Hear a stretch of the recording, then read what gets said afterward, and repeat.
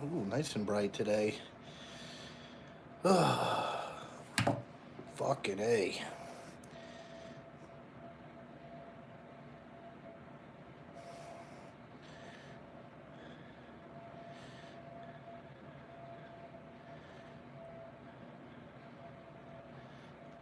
What's up, Diesel Tech? Oh, yeah, turn that down. Hey, what's going on? Oh, nothing much. What's up, George?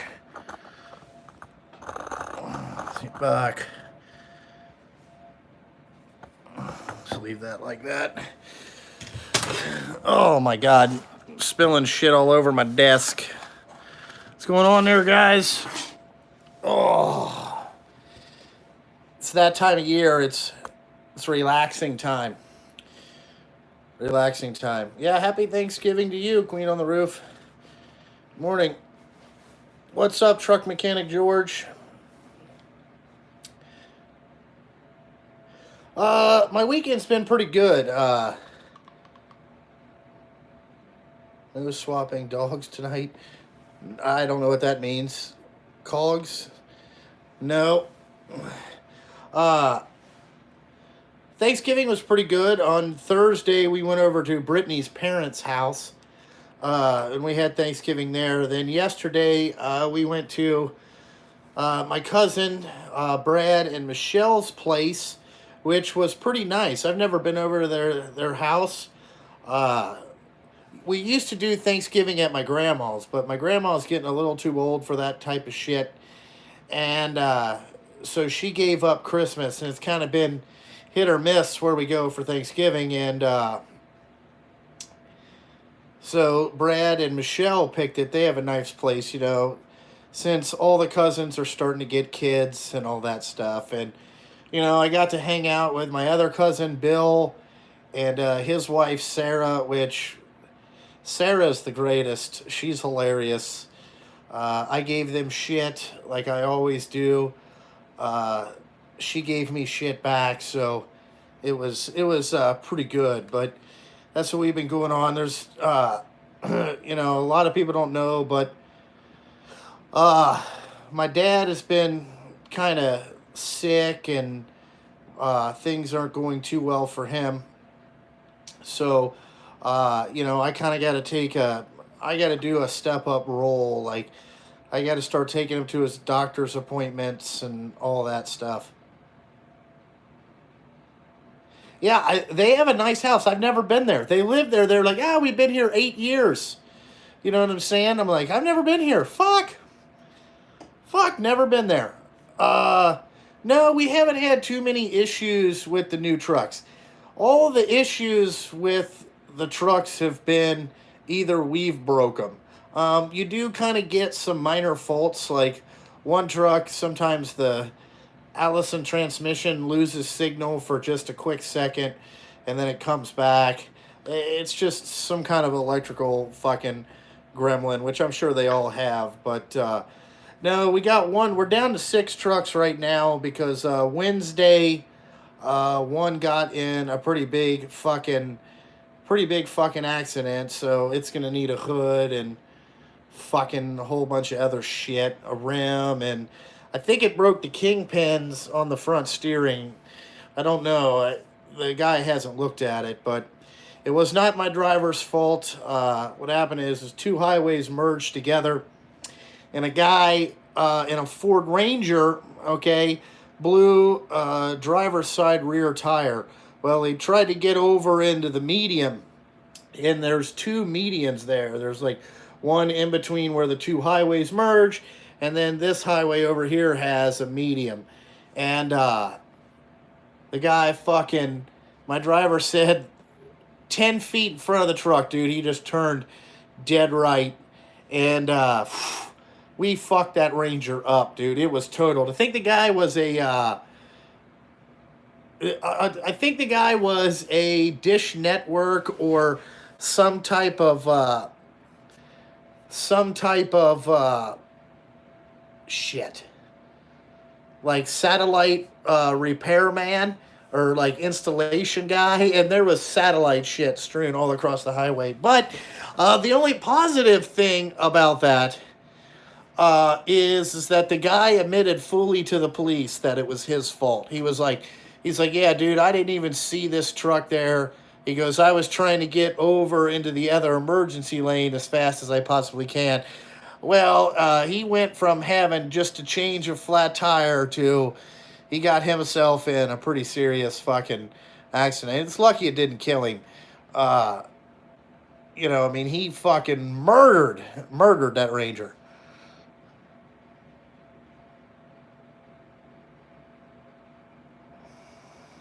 Yeah, well, JC, like, my driver called me and said, hey, can you come out here and get the bumper off of the tire? I can't turn the tire. So I'm like, okay. So I went out there, I met him, we pulled it off, and he started turning, and just this big pow let out. And then we couldn't turn the wheel back the other way. So it definitely broke something in the steering.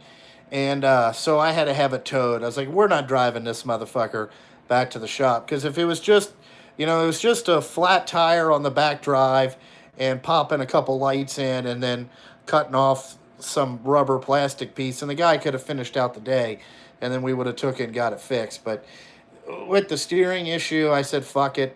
I called Schaefer's. Me and him jumped in my truck and left. So that was about it. I am not getting aftermarket hoods or bumpers for any of my trucks. It was a 567.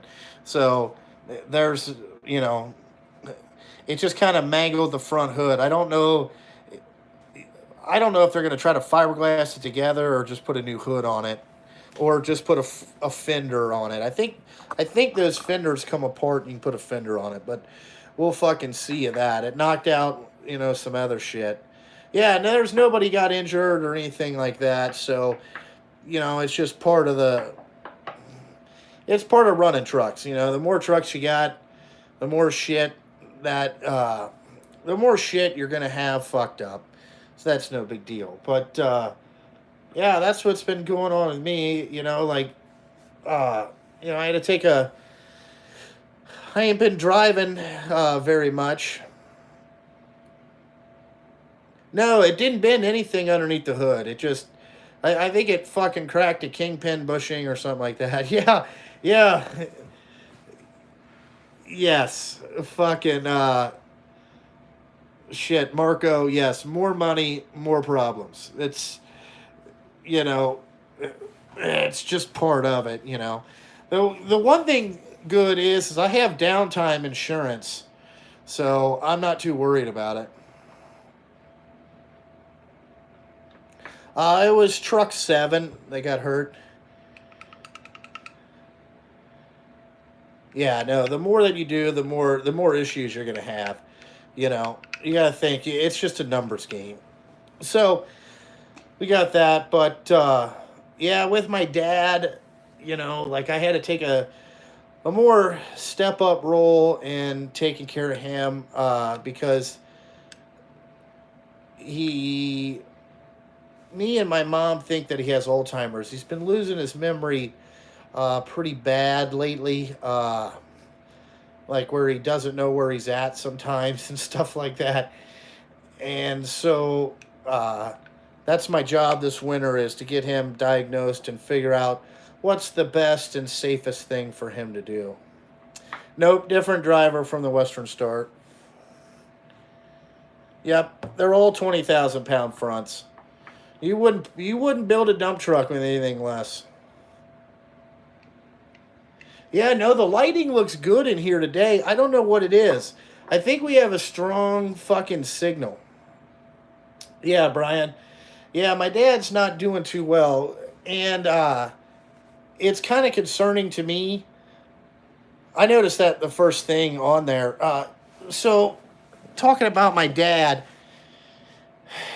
I love my dad, and I'm pretty much the one of my 2 brothers that's going to handle all the issues. So, his dad got Alzheimer's and about the same age as my dad. It was like 68 69. That's how old my dad was. And his dad died at 71 because of Alzheimer's. He had a really, really fast acting case. And I'm afraid that it's hereditary in our family because my dad has it. I mean, my he's admitting that he is losing, and he came to my shop one day and said, Justin, I think I got Alzheimer's. I need you to handle some stuff. So I said, okay, I'll get on the phone and I'll get all this stuff handled. So we got all that paperwork signed Wednesday before Thanksgiving. So, you know, before anything happens with his money, his house, or his bank, people have to talk to me first. So I can judge and do all that stuff. But I've noticed my dad becoming more forgetful over the last couple months. Like when he comes down and talks to me, uh, he asks me a lot of the same questions over and over and over again. Like, Justin, where's the trucks at? Like, Dad, they're all out working. Oh, okay. And then 5 minutes later, Justin, where's the trucks at? Oh, Dad, they're all out working. Oh, you got them all out? That's good. That's good. So it's just things like that. So I'm going to have to, which is pretty hard. I have all these trucks and I have responsibilities and stuff like that. But, I also have the main responsibility of taking care of my dad. Like he took care of me, and, my dad has helped me out with my business. So, I can't fully abandon your dad. You can't do that. That's not fucking right. But, I'm gonna have to figure out how to manage all this stuff. You know. Yeah. It took us. Well, first of all, I had to get medical power of attorney before the doctors would even talk to me about getting him.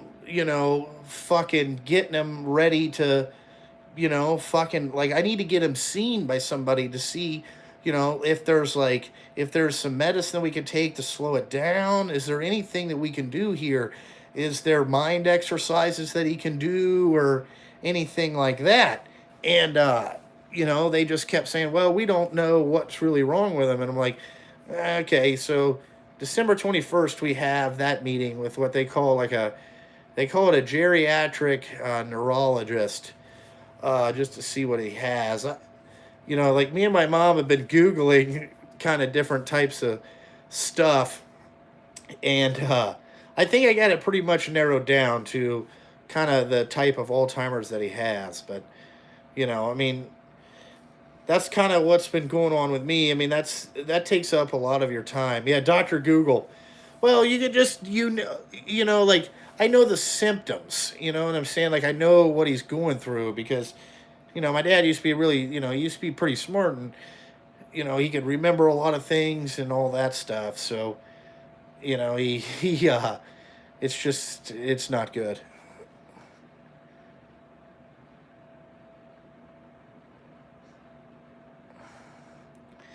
Yeah, well, I mean, Brian, my parents are divorced, but my mom is willing to step up and help me deal with him.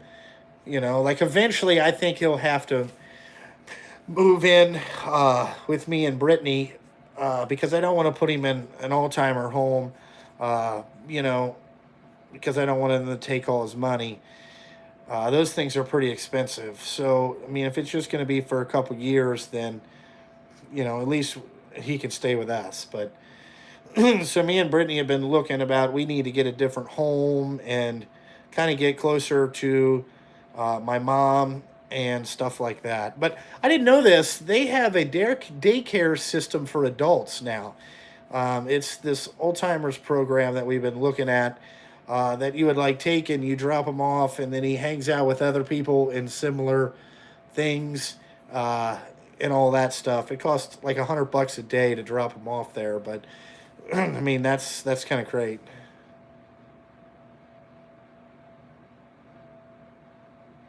Yeah, yeah, no, I mean, I don't think my dad has anything like that. I think it's just, he forgets a lot of things.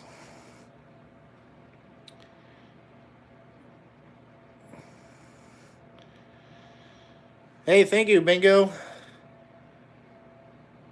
Yeah, yeah. My parents did a pretty good job raising me. You know, like I told my dad. I told my dad and my mom a while ago. I said, you know, the one that everybody told you wouldn't amount to shit has been the one that has amounted to something. So that just proves that, you know, uh, the United States school system is not as smart as they think they are. And, you know, you never know what somebody's capable of till you let them do things their way. What's up, Yoda? Yeah, Doc, they are. They're doing great things with dementia. So that's something that, you know, uh, I just want to be able to, you know, I want to give him the best care that he can get. So, yeah, I got this from Amazon the other day. I forgot I bought it. I ordered it's a KD tool or something like that. I ordered this swivel socket 3/4 deep for adjusting the tarps. And it said 3/4 when I ordered it, but it showed up as a 19 millimeter. I don't know if you can see that, but fucking, you know, Google. And this is a pen type, so I'm sure this is going to explode when you put, you know, Little Dick Banana Hammock on there. The stubby, I'm sure it's gonna be into a million pieces. We'll see how long that lasts. I'll keep you updated.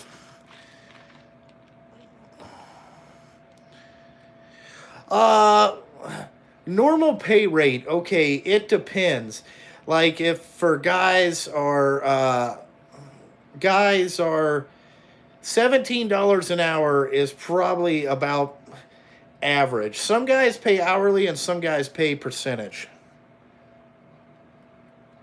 All right, see you later, JC.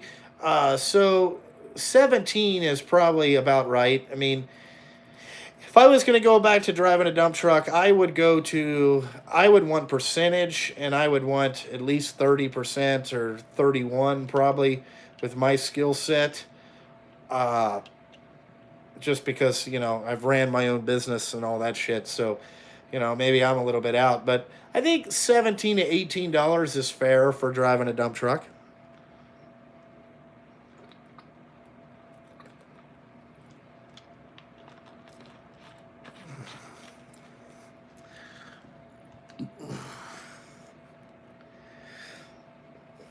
No, I haven't had a chance to test the FDS sockets or the FDX sockets yet. Hold on here. Let me. Where are they? I don't even know what I did with them. Oh, okay. Here they are. So, one guy wanted to see if USA was stamped on them. And, yes. USA is stamped on them. Fuck. Right there. I haven't had a chance to use these yet. Just because, you know, I haven't been here all that much. But what I bought these for, shit, let me move this back. What I bought these for was just to have, you know, kind of maybe an in-between type socket, you know. I mean, I'm the fucking junkie. I mean, I got on the truck, you know, I got excited.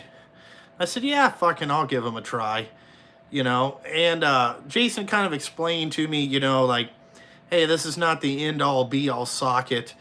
It's just tighter tolerances. He said you might have to beat it on if it's pretty rusty and stuff like that. He says, but you only got really one time to turn it, because he said, you know, if it don't come off, it ain't coming off. Then you'll have to go to a turbo socket. And I said, oh, okay. I understand, you know, that type of stuff.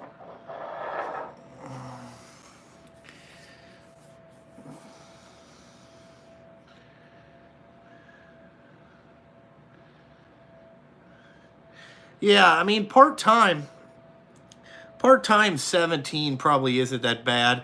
if you're not going to be there every day. But if I, you know, if you were, I mean, I pay my guys more than that, you know, but they're here every day. Yeah, I mean, one thing that I did notice is the sidewall is a little bit thicker on these FDX sockets or whatever FDX than the normal snap-on ones. So, you know, I don't think they're gonna fit in tight spots, but we'll see.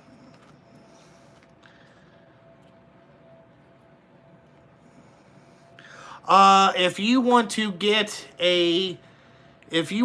electrical grease gun, okay, the Milwaukee and the Snap-on one are very similar.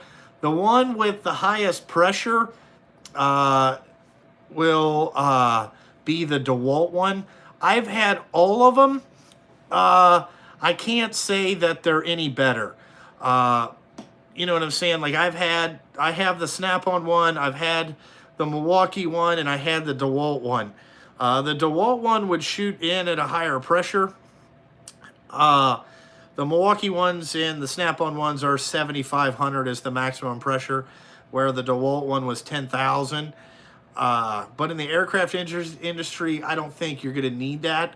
I would probably buy the smallest one that I can. I would get the Milwaukee one probably because it's the most cost effective.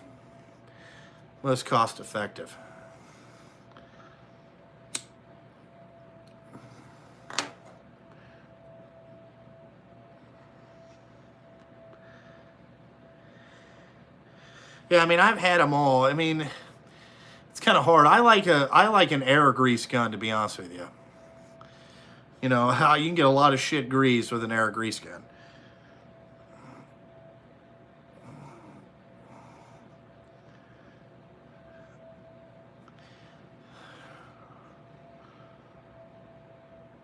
Yeah, I would buy, if I was going to buy a grease gun, I would buy the fucking Lock and Lube, because all the standard grease gun fucking click-on things suck.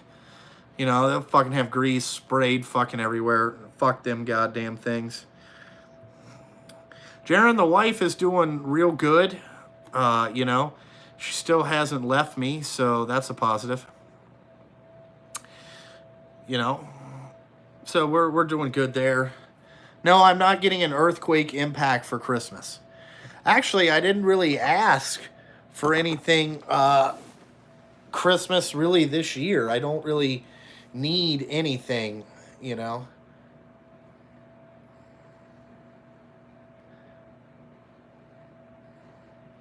The 1-inch Milwaukee has not came out yet. That's why I don't have it. But the stubby ones, yeah, I mean, I'm not going to be driving as much now. So I'm going to start shooting some more videos. I've been shooting videos that I get a lot of comments like, what the fuck is this thing? So I shot shit. So I shot that, you know. And I did an electrical theory video, you know, just to kind of how I walk through things.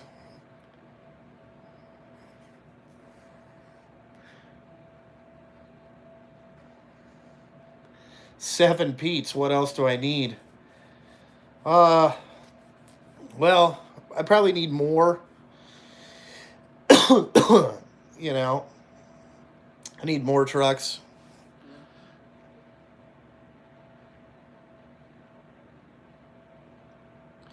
On Bobby Salvados's channel, I like Bobby. Bobby's a good dude. He's always been straight up with me, you know. I like Bobby. He's funny sometimes.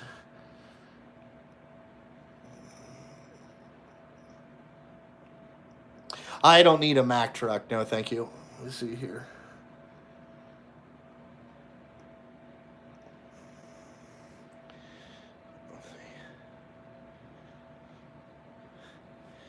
I've never had a problem with the Milwaukee stubbies. I actually like them. Those are the go-to weapons. Let's see. Yeah, I wish I could get another Snap-on box for Christmas, but I can get all that stuff later. I don't really need one right now. You know, like I have enough shit. I don't really need anything else. Am I gonna do a video on the truck? I don't really do videos on Jason's truck. That's not my thing. Uh, Most of the time, I don't even go on Jason's truck. This is what happens. Okay, I show up to Jason's house. He hands me the stuff that I ordered, and I go home. It's really about the logist of what we got going on the Snap-on truck. I'm not a guy that's going to get on in there and film a bunch of shit that is on every other fucking truck. I don't. To me, it's just like truck tours are truck tours. You know, what's wrong with a Mac? They're junk. Fucking Volvo. You might as well get a Volva because they're the same fucking thing. You know.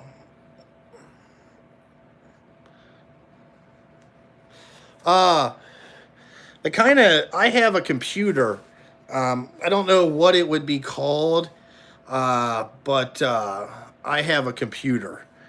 So it's not, I don't really have like the Snap-on software or anything like that. This is like, I use like factory software. I have a computer, it has like every different goddamn program on it you want. You know, you can change parameters, you can do all that stuff. You know, that's what I use. I bought it from a guy that specializes in truck computers. I mean, it's all, you know, I mean, it's real software. It's just somebody bought one and then copied it and left the key open, and that's how it works. You know what I'm saying? A crane truck would be nice. Like a really nice service truck would be something that would be pretty good. Yeah, basically is what it is. You know, I mean, you have to have like you have to have that Nexus thing that you plug in, and then it plugs in the computer. It actually works pretty good, you know. Yeah, J Pro is what it basically is. I bought it from a guy in Ohio.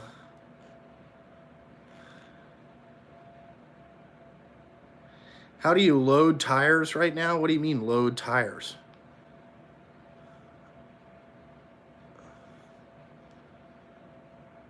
Yeah, I have Insight. Yeah, I have the 2018 version of Insight. Forklift would be great. You know, that's what we need. That's what we need first. But right now in the winter, I'm not. I don't know. I mean, I almost bought a lathe yesterday, or no, last week. But the guy didn't send me pictures on it, and the fucking thing is massive. It was a Logan Shipley. It was an 18 by 72, I think, which is a fucking massive motherfucker. Massive. So it's fucking. That's fucking big. Yeah, the Western store will never be coming back. It's totaled. It was totaled. Yeah, we've been moving salt. The Tesla dump truck, well, Elon Musk has not sent me one to test, but I would test one if they wanted to try it. I would try it, but, you know, I bet, I don't even know, I might be able to get a driver to drive it, but I'd try it to see what it's like. If it was good for short hauls and stuff like that, if it was quiet, that would be kind of cool. No vibrations or nothing, but I don't think I'm going to go out and buy one. But if they would like me to test one, and then I could pick it apart and say, you need to fix this, this, and this, you know, that would be all right. You know, like, I don't want to own the motherfucker. A driverless is what I need. That's what the fuck we need. My shit looks the same after hauling salt as it did before hauling salt. You just got to take it to the truck wash and get the salt off. It hasn't snowed yet, but we're supposed to get some tonight going into tomorrow. I'm actually waiting on the salt yard to call me to figure out what we're hauling tomorrow.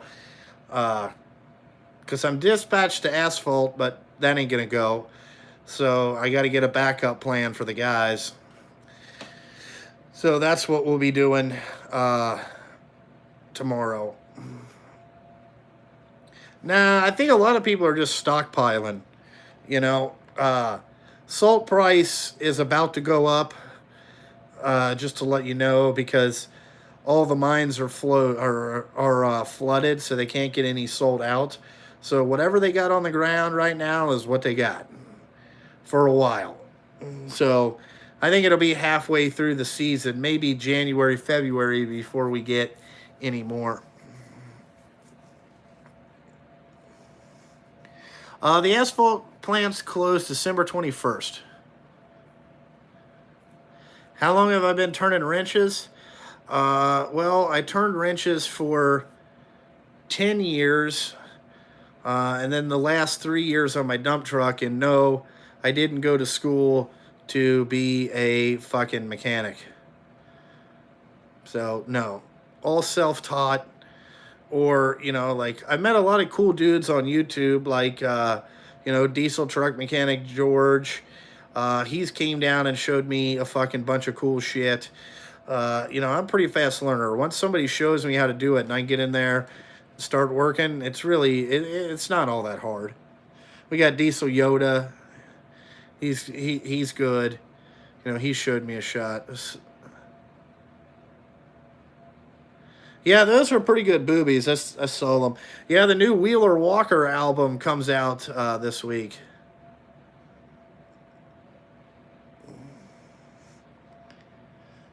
Yeah, hands-on learner, not too much on the theory. You're exactly right. Yeah. What's up, Fuzzy? What was... I thought I saw...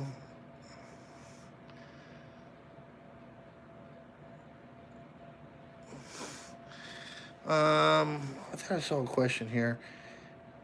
Yes, the body control modulars. Yes, I can get in and talk to the PACCAR systems. You have to use this PACCAR interface. So you have to get this cable from PACCAR right here. So it's whatever is going on in here. They have two wires hooked together.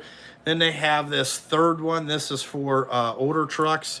But you have to use this with my computer. And then, you know, it's a diagnostic cable is what it's called from PACCAR.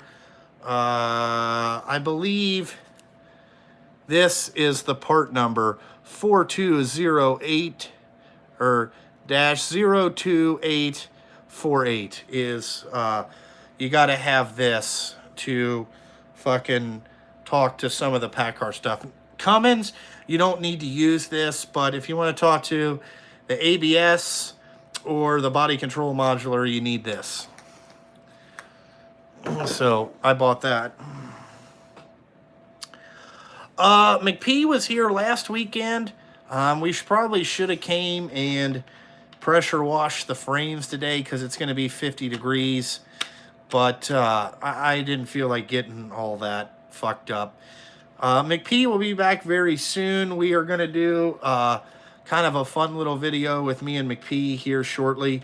Once this thing comes in, then I'm going to review. So me and McP are going to review something. It should be quite fucking... No, he didn't have his stupid shirt on, Fuzzy. Those are only the summer stuff.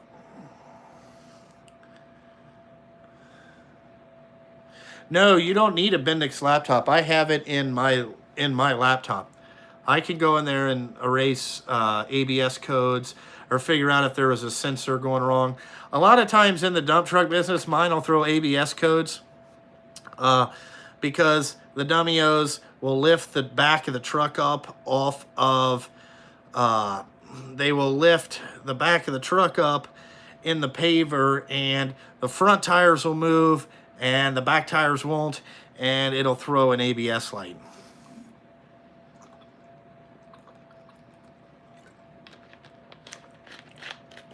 So that happens in the dump truck game a lot.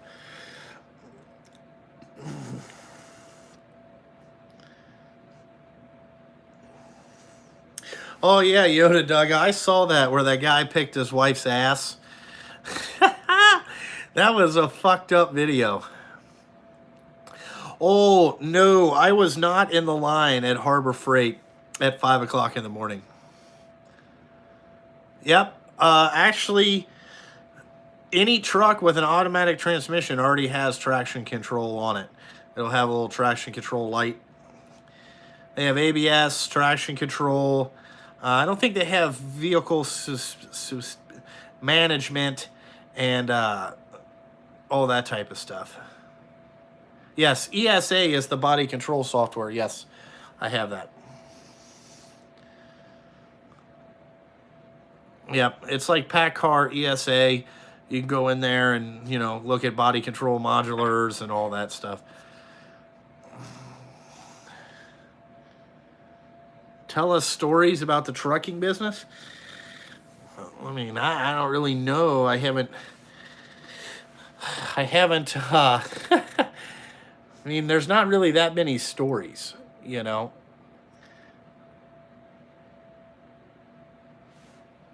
Well, diesels really aren't that hard to work on. You know, it's basically, it's still the same air pump. You don't have any. You don't have. Okay, I'll need it when the we'll get that.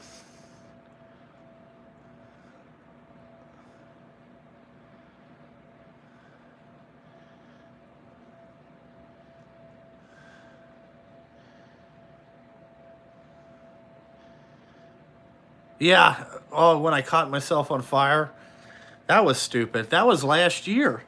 I think that was last November 11th when I did that. When I caught myself on fire. It was last year. Nope, I haven't had any problems out of my DEF system. What I've been doing is I've been doing a lot of force regens on them. So every like 100 hours, I just force regen it. You know what I'm saying? And we haven't had no codes, lights pop up for the DPF shit. So, you know, my trucks also don't have a lot of miles. You know, I think the most one has like 47,000. You know what I'm saying? So they don't have that many miles on them.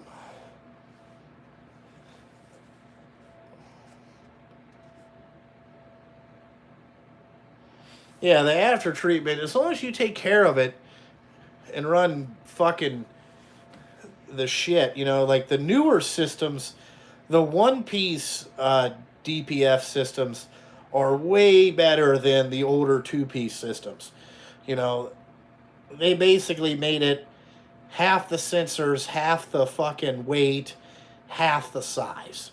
So, and you're supposed to have half as many problems. But, you know, I never had any older ones, so I really couldn't tell you if we have any more problems than anybody else. I know I got a couple Cummins recalls that I got to go and get done. It's just about finding the time. Diesel versus normal engine, all right, is a diesel does not have spark plugs. It uses, it uses the injectors as a ignition and fire source.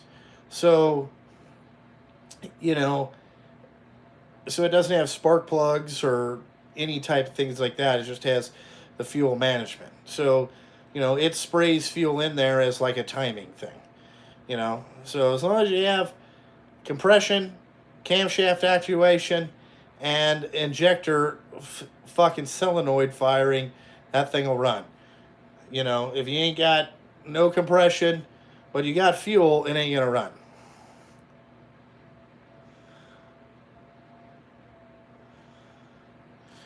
you know. So what's the difference between a 379 and a 389? Okay, I think it's just year classification. Basically, the cabs on the Peterbilts, ever since a 359, 379, and 389, the cabs are all the same. The interior of the cab is really all the same. There's no difference. They changed kind of like the headlights from the 389, from the 79 to the 89. That's about all that they did, and a little bit of interior stuff. It may have like different materials and all that stuff. It's more about when they made it. So, and like Tim Jackson is right, they stopped making the 79 in 07. Okay, and then they became the 389. Now they're probably not gonna make like a 399 because by 2025 they can't have any more outside breathers on trucks. That's the EPA law or aerodynamic law with the government. So the 399 will probably be a 567 type cab with a big square hood with integrated headlights and no outside breathers. It'll probably look very similar to what the W990 looks like. Well, the 379, if you get the extended day cab version, there's a lot of room in there. There's a lot of room.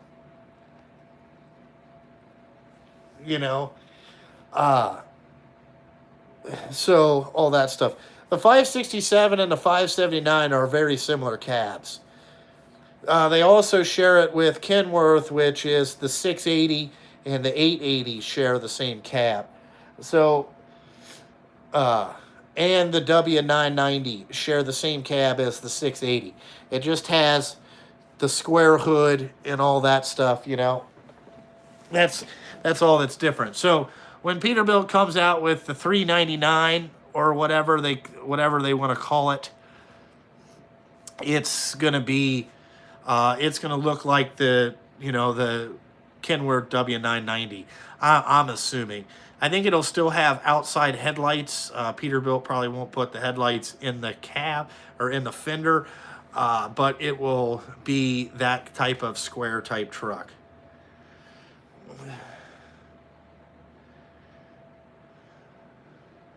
Yeah, they're the same fucking truck. Kenworths and Peterbilts, there's not very much different. No, I don't think I would be driving over a frozen lake anytime soon. I don't have a preferred engine. I like the Cats and the Cummins equally the same. To me, they're the same engines. They do a little bit different stuff. A Cat is a little bit of a lower RPM motor, where the Cummins is more of, you got to rev it up a little bit. I don't have any fuel heaters, I think, on my truck. I don't know. I have the PACCAR secondary fuel filter, and I think it has a little fuel heater in the bottom of there. But I know I don't have the Dabco fuel filters, which I probably should have had them put Dabcos on it. But, I didn't think of that when I was running there. No Mercedes engines. Those are pure junk. Don't buy any of those. That MBE 4000, junk. Yeah, I have just the regular standard PACCAR ones. Here it doesn't get that cold. Like, it's not going to be negative fucking 40 degrees where you need to Arctic wrap fuel lines and all that stuff. Our trucks really don't drive like that. We don't go like that type of stuff.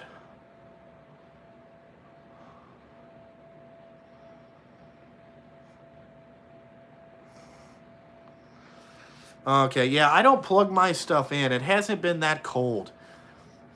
These things start up really like my diesel truck. You know what I'm saying? Vroom, it just fires right up. I don't think I curse all that much. I mean, there could be people that say it's a little bit, too much, but it's also entertainment value.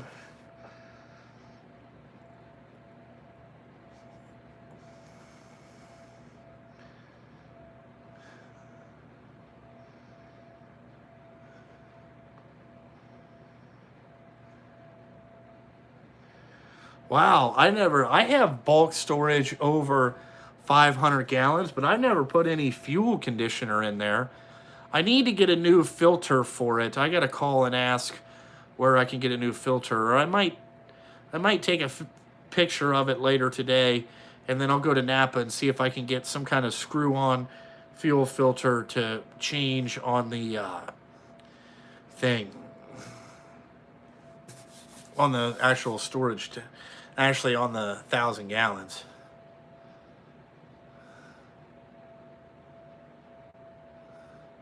Thank you, Will. Thank you for the super chat, man. Thank you. Yeah, I mean, they fill it Monday, Wednesday, Friday, and nobody said anything about fuel conditioner to me. I do notice uh, that throughout the year the fuel changes. So we got really green fuel like last April and May, and then June, July, and August we got it was tinted green, but it wasn't that fucking green, and our fuel mileage went to shit. And then uh we got back lately, we got back to a more greener looking tint on the fuel, really like a dark yellow, and it our fuel mileage picked right back up. So I don't really know, if in the summer they fucking thin the shit out with the dye or whatever that is, but it just wasn't dyed right. Because one of my drivers was like, Justin, this fuel's fucking clear. He's like, what the fuck's up with that? I was like, I don't know. Maybe they just, I don't know. And it must have been the batch of fuel that they were getting that was getting clear. Because they get it from directly off the pipeline. They just go down and get it.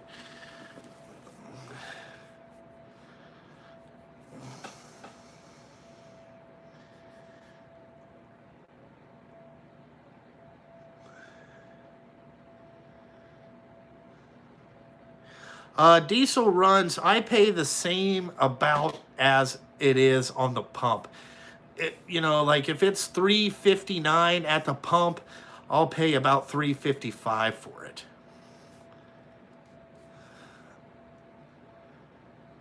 Clearer the fuel, the better. Well, we had some really clear shit this summer. I mean, it was fucking clear.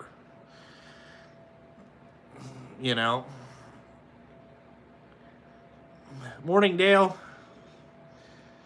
Yeah, they're probably a winter blend for diesel. We're probably into that already. But yeah. How many gallons do we burn on an average day? Well, in all 7 trucks, it's about 350 gallons. Now, if we're running night shift, that goes up to about 500 gallons a day. So if they bring fuel on Monday, Tuesday when they go to put fuel, or Wednesday when they go to put fuel in there, we can be anywhere from, man, I've had it as low as where we've burned all 1,000 gallons in 2 days to where, it's been, 100, maybe 300-400 gallons. Like Friday they didn't come because we still had 911 gallons because Thursday we didn't work. So it's just all that varies.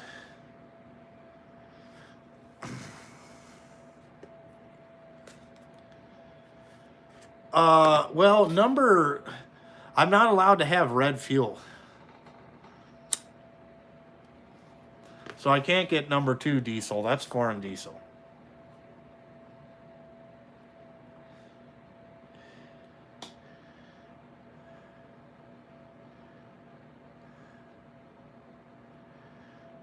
yes, we are still paving. But Dale, we've had the same problem. We've had a lot of shitty fucking rain days. We're about to have a different, we're about to have a, we're going to have a shitty rain day tomorrow. You know? So I'm sure I'll be busy tomorrow.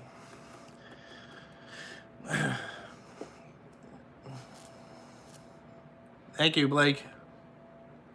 Yeah, we got a bunch to lay. Out there on 75, they still talking about that they want to lay 50,000 tons of base. And they still have 30,000 tons of gravel to put in there, 304s. And have we put any 304s in there? No. No. So I don't think we got 21 days to put 30,000 tons of gravel in there and 50,000 tons of asphalt. I don't see it. They haven't waived the temperatures for us yet. They have not done that. Once they do, I bet you we're going to run 24 hours on this base deal. I bet we're going to run 24 hours.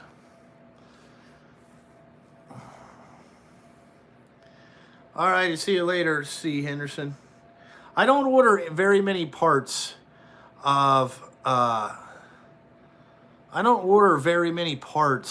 from online, you know.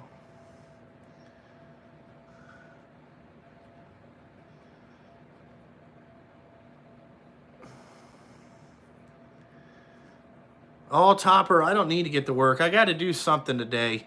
I'll probably do something a little bit. I'm letting it warm up. It's supposed to be 57 later, so I'm kind of letting it warm up for that. What's waiving the temperatures? So the state puts a temperature on asphalt, like when you can actually lay it on the ground. So with base over gravel, that's 30 degrees and rising. Leveling and surface is 40 degrees and rising. And state mix, which is like what I would call 12.5 millimeter, that has to be 51 degrees and rising. So that means the air temperature has to be 51 degrees and goes up to 52 at some point. Yeah, I keep using Fleet Guard. If you want to see the filters, I got them out there.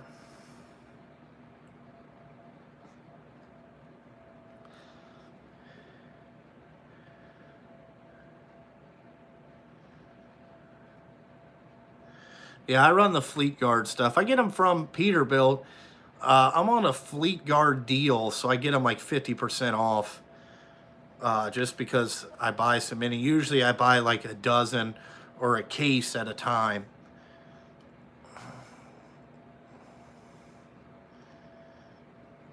Oh, I don't think you've missed very much.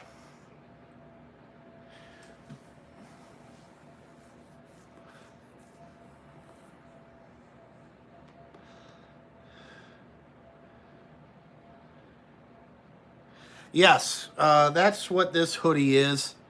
Yep. These are the...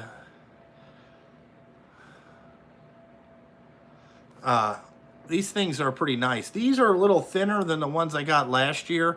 They're not as warm in cold weather, but I got the guys winter coats that I'm going to give at the Christmas party. So, you know, we got that stuff going on. I would probably delete my trucks if I didn't have factory warranties on them. But when you have a factory warranty, you don't want to delete the DPF system because it voids your warranty. You know. So I wouldn't do that. What do you mean, do I like black dudes? No, I had them for sale, Queen of the Roof, on my website, but I think my wife took It was a pre-order sale, and I'm still waiting. I was supposed to have, like, it ended in November, and then I have that.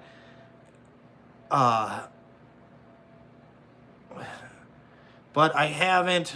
If I have any extra, I'll put what sizes we have back on the website, I'm sure. I had hats and beanies, t-shirts and sweatshirts. But we ship all over. We ship everywhere. You know, if USPS goes to Mars and somebody orders one from Mars, I'll ship it there. I don't give a fuck. It'll cost you an arm and a leg, but god damn. Yeah, I mean, when it's under warranty, you don't delete it. Yeah, I realize you get better fuel mileage, but not fucking with it.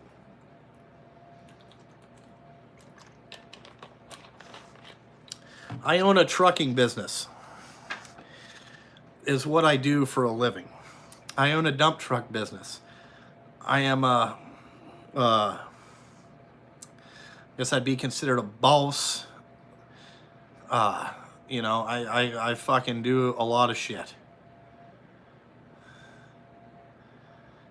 How many what?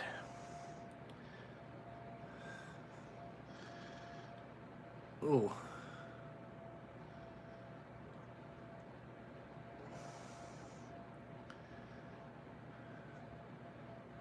Oh, the socket trays, I really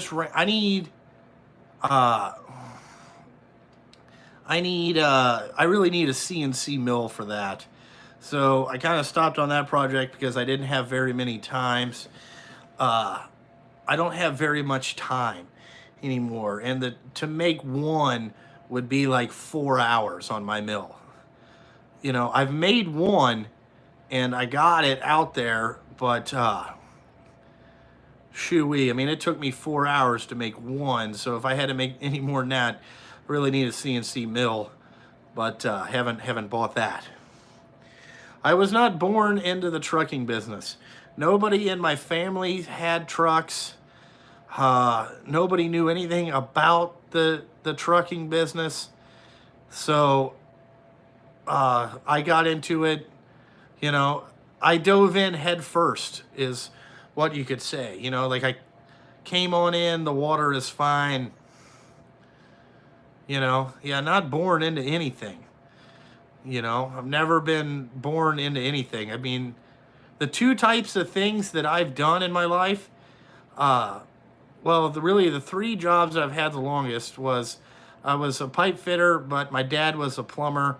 So I kind of got in there because, you know, I knew about that type of stuff. Drag racing, I didn't know the first motherfucker when I got into that. You know, that's a hard business to break into. And then, you know, I got into the trucking business, and shoo-wee, I didn't know anything about that either.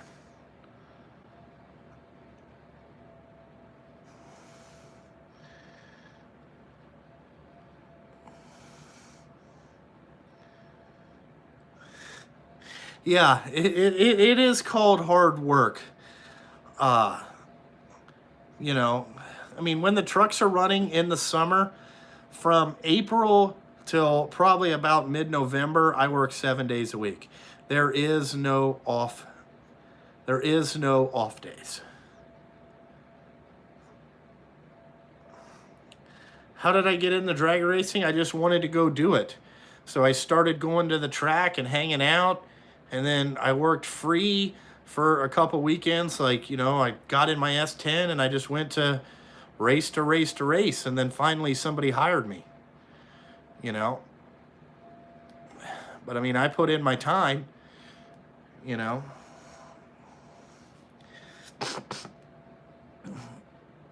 Yeah, I got a training jack too. Well, is it the high-speed synchro? Does it grind when you try to go into, you know, high-low? Because if you got that synchro out, the air solenoid or anything like that ain't gonna fix it. No, it's delayed. Yeah, the clutch is out of it.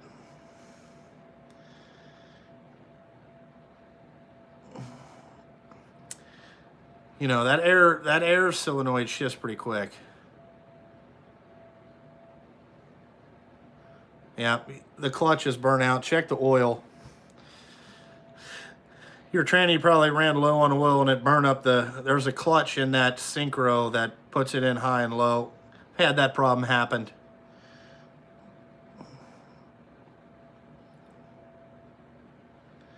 The trucks that I order, so the junkie specs, they are disc. The 3 trucks that I bought in the beginning of the year, the red, white, and blue. Well, if your tranny's leaking, you'll get low oil. It doesn't take very much. You know what I'm saying? And then that thing's all the way at the top. And if you run it around pre-selected a lot, it'll get hot and burn up. That happened in the Western Star. Had a little leak, and I forgot to put oil in it all the time, and we burnt that up. So I've been there. I fixed that.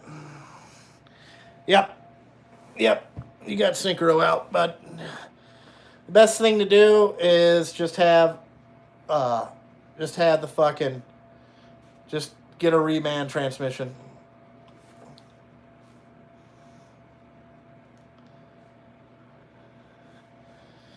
When you grease the shaft, it doesn't make noise. Like, what shaft? You mean the fucking output shaft or the input bearing?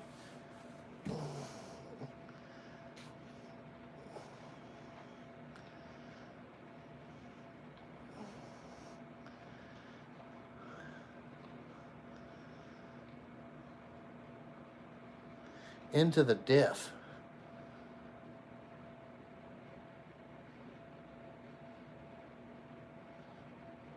Drive shaft. So when you grease the drive shaft, it doesn't make any noise. Sounds like you got a U-joint out. Yeah, the counter shaft.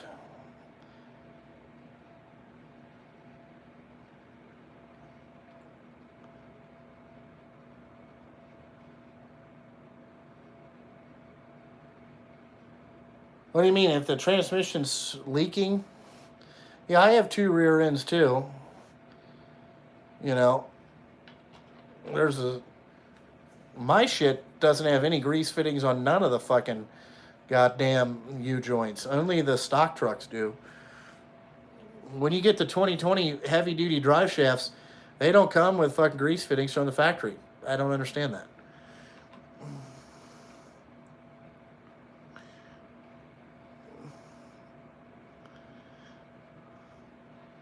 Yeah, I mean, if your transmission's leaking and you don't put any oil in it or fix the leak, fuck, and you burn it up, that's on you. Yeah, you're gonna pay for that. You know, unless they found that, you know, it was a brand new truck and the transmission gasket was not put on or the front cover gasket wasn't put on and all that stuff. Is Lifetime lubed? There is no way those motherfuckers are Lifetime new. Yeah, dude, you got some transmissions or you got a rear end problem. It's got a tooth knocked off the fucking ring gear.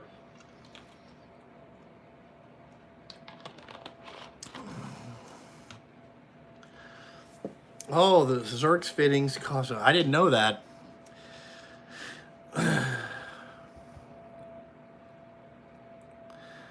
Yeah, I have 2 rear ends. Yeah.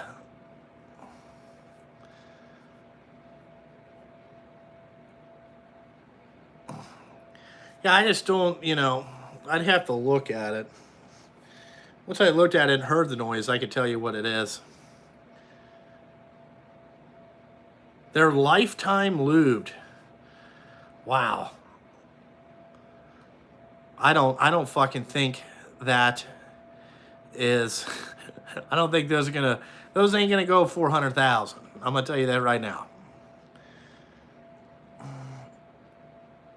Yeah, I know. They have none on the fucking. They have none on anything. Oh, Enzo's doing great. Yeah, I would figure they just have a short lifetime. You know, I would say 100,000 miles.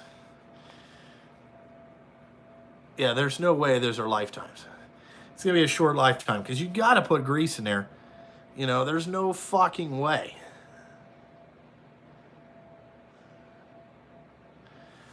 Yeah, $4,500 is what it costs to pull a transmission, dude. There's a lot of fucking work.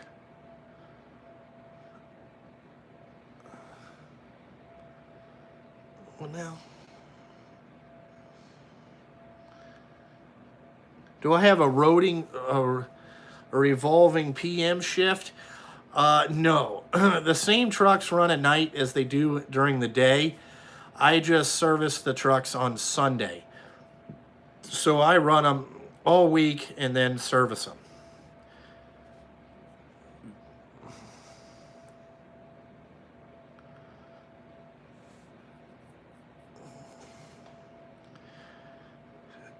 Yeah, I don't switch. You know, there's certain trucks that only drive during day shift, and then I have trucks that I run 24 hours a day. So that's how it works.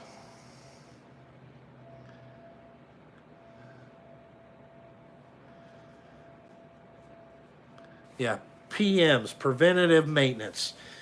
You put grease in everything and you look at stuff and you fix fucking broken problems.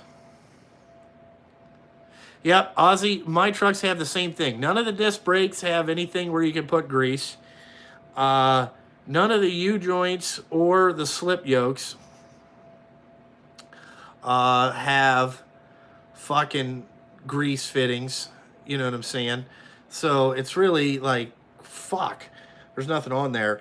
The remote lube on the 350 or on the 379s work out really good because it does all the clutch stuff where you don't have to get underneath the truck. Like the 379s and the two 567s I got, you never have to crawl underneath the trucks, which is nice, but it also means that you're going to be, it's kind of just replace parts. You know what I'm saying? Yeah, well, the suspension, they don't have, there is nothing on that either. There's no greasable pins or anything like that. Yeah, I'm kind of excited to see how easy these disc brakes are when you have to go. Now, some guys said they've only been getting 35,000 miles out of disc brakes, but mine got, I mean, one's got 28,000 on it, and the brakes still, I mean, it fucking stops. There is no noise. There's no nothing. I grease about once a month. I found that Schaefer's 238 stuff I can get out. I can run the trucks hard as fuck. And, you know, it only takes one little shot. And, you know, grease is just pouring out of there. There's no way those disc brakes would go 1,000,000 miles. No fucking way. I would say your fronts might go 200,000. You know, no fucking way. No fucking way. The rotors might be able to go 1,000,000 miles, but there's no way those fucking pads are. You know, it's pretty cool. Like when you jam on the brakes really hard, it'll fucking push clutch dust out or brake dust out. It's pretty crazy. Not on no, yeah, no. I'm thinking 250. One dude told me they got 30,000 miles out of theirs, and I said, "Woo, woo." 200K with drums? Nope. I already got some that next year in the beginning of the season we're gonna have to put brakes on trucks because it's fucking fucked. Yeah, I'm almost to 30,000, you know, which is pretty fucking amazing. Can't believe there's 30,000 people in the world that subscribe to my YouTube channel. I haven't looked at, I haven't even took the wheels off of them. You know what I'm saying? Like, I haven't even looked at it. I'll do it one day, but, you know, right now there's no, you know, there's no fucking issues. So if it ain't broke, don't fix it. I'm going to see if there's better brake pads when I go to replace them. You know, if there's some harder ones or something like that. But I love the disc brakes.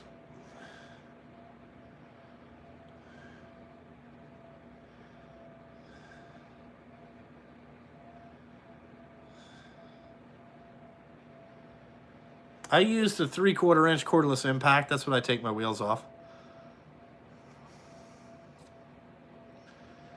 Just make sure you grease the rotors. Yeah, that'll help.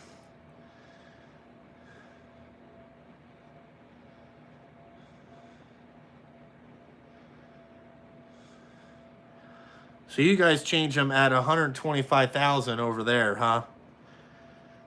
The calipers seem to sears up. Yeah, it looks like if there's any type of caliper problem, it's a whole new thing.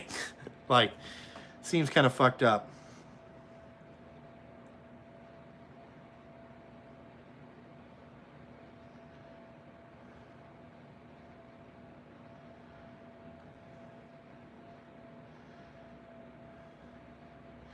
Yeah, you know, yeah, Fuzzy, I buy all my parts through Peterbilt. Just that was part of the things.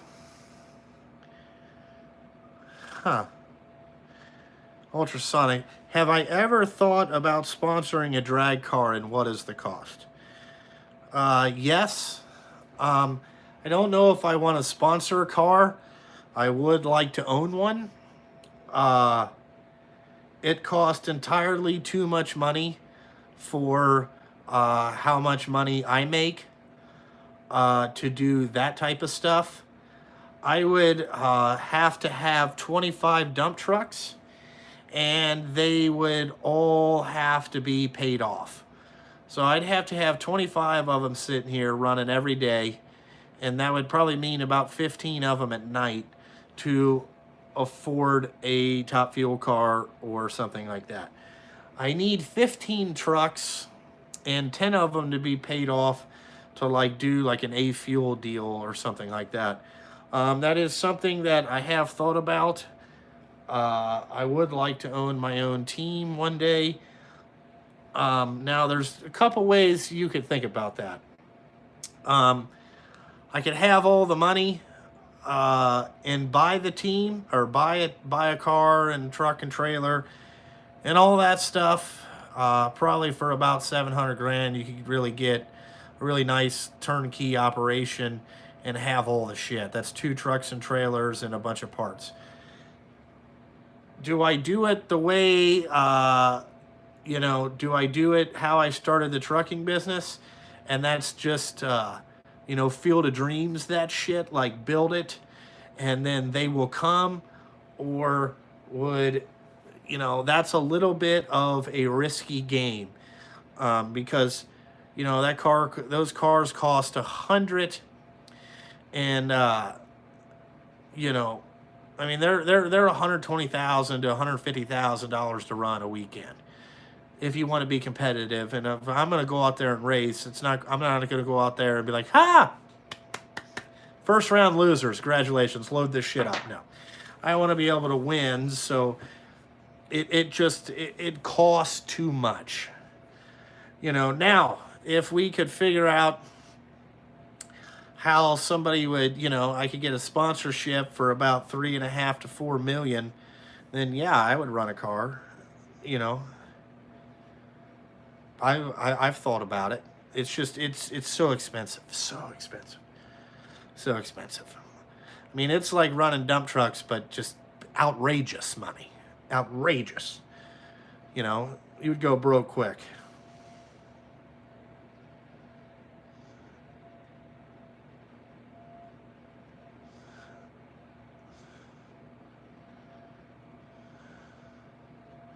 There you go, live in Sweden. I got a lot of European people like me for some reason. I would probably fit in really good over there.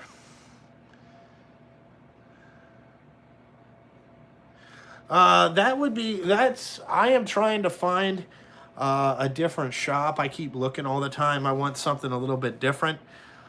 But I can't find anything reasonably priced. Everything is outrageous, and then it won't house everything that I need.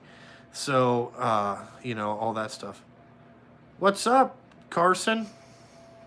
Is this the Carson that I'm thinking of?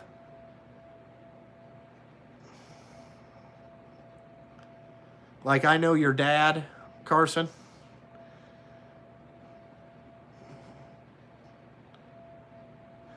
How you doing? How's your dad doing? I've tried to call him, but he hasn't called me back.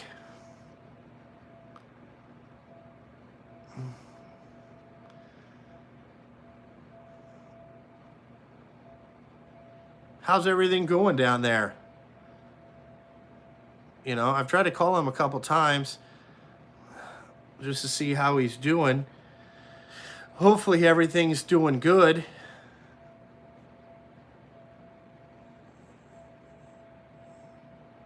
Oh, okay. Yeah, it must be the wrong Carson.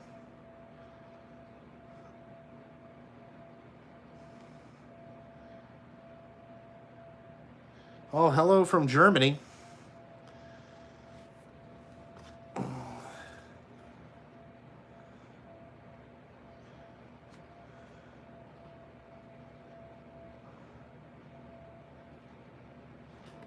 Oh, I work with the computer company. Oh, okay, okay.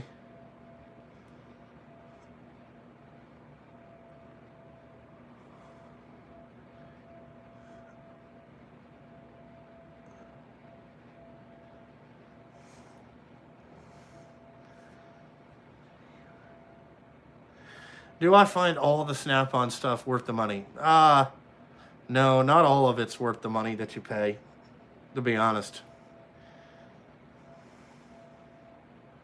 Oh, no, my trucks work for your company? Okay, yeah. What's going on, man?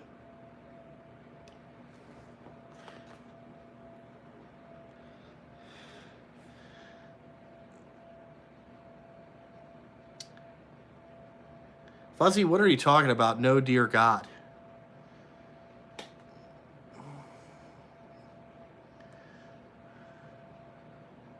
Bored as shit, laid off. All you guys got, yeah, I saw. Did you guys get laid off Wednesday? I gotta go get a Mountain Dew. Because I saw on the list that some guys got laid off this week.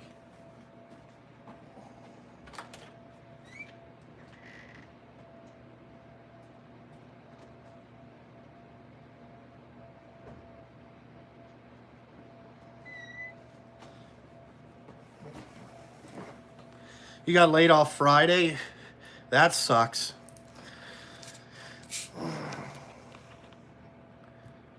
That sucks that you got laid off Friday.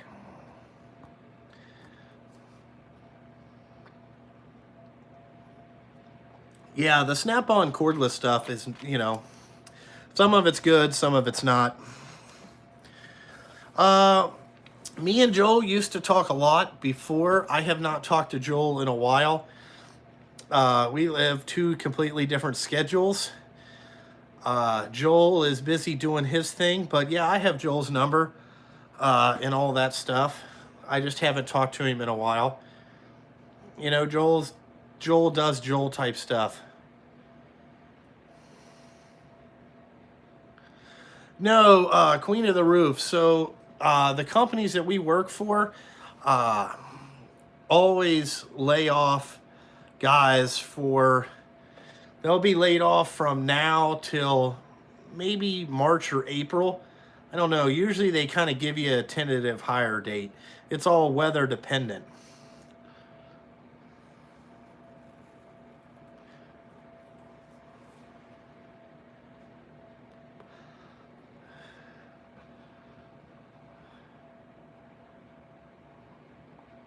Yeah, the Snap-on ratchets are good. I like their sockets and extensions. You know, like over here, it'll get cold where they don't really do asphalt type work or a lot of buildings because it'll start raining and shit. Yeah, Joel's got a lot of life going on. So you know, there is certain YouTubers that I talk to every week, but Joel is not one of them. You know, Joel is a good dude. You know, life happens.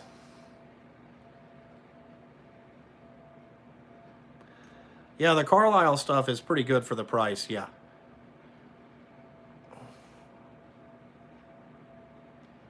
I like that shit. I like Napa. You know, I'm a Napa guy. I like Napa parts, some of their parts, you know.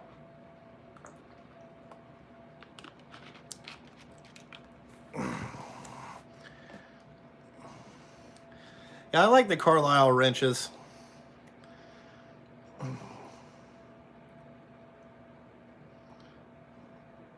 What YouTubers do I watch? Uh, man. So in the tool community, I don't watch too many guys. I watch Knox, Fuzzy. I watch Doug DeMiro. I watch a lot of guys. I like to watch guys restore stuff. Um, you know, I watch Vicky Starks. Okay, I'm into fishing. Let's see. I'll tell you some of the stuff that I watch. I watch Eric O from time to time. I like this Restore It channel. My Mechanic. I watch Let's Dig.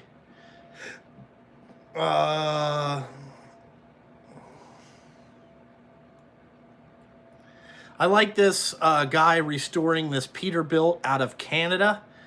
It's called 359 Twin Sticks. I don't know why I'm into this guy, but he's out there in the freezing cold. That stuff. Let's see. Fuzzy. I watch Florida Babes Travel. I subscribe to a lot of guys. A lot of guys don't release videos that much. I watch Mike's Tool Shed whenever he does it. Whenever he does stuff. Who in the hell is this?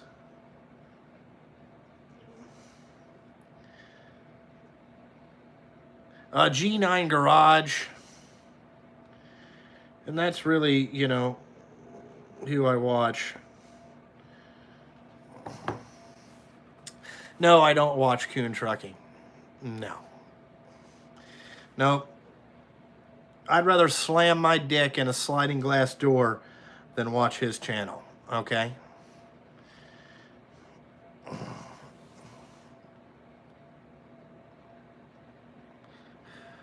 I watch Brian every once in a while. You know.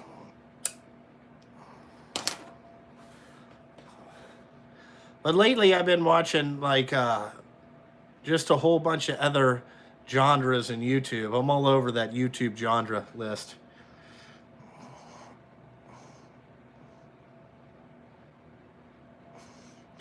Yeah, Fuzzy, you know, what was I gonna say? I don't know what Mike's Tool Shed is doing. I've tried to call Mike's Tool Shed on several occasions to say, "What's up, bro?" See how he's doing. He ain't answered. So I left a message, a weird message, and I asked him if he died on his voicemail. I never got a response back. So I guess Mike's Tool Shed is lost in Maryland somewhere. So if anybody's in Maryland, you know, maybe we could put out like a missing persons alert for Mike's Tool Shed.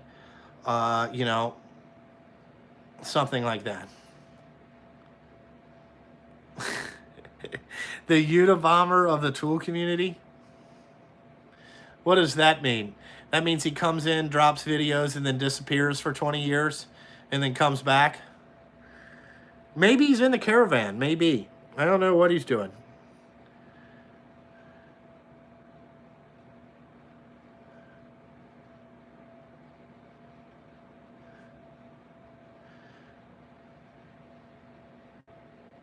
I don't know why Mountain Dew hasn't sponsored me yet. I don't know. I don't know who could sell more Mountain Dew, me or Me or Dale Jr., you know? He's the DB Cooper.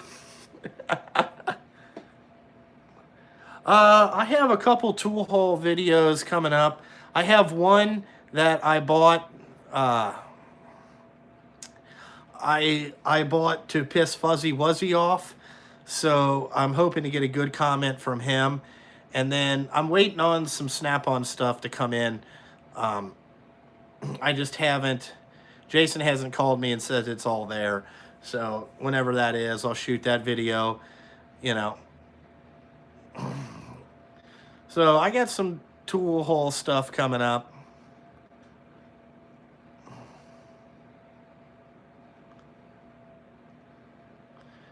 Yeah, like I know people want to see what I do every day. I'm not driving anymore.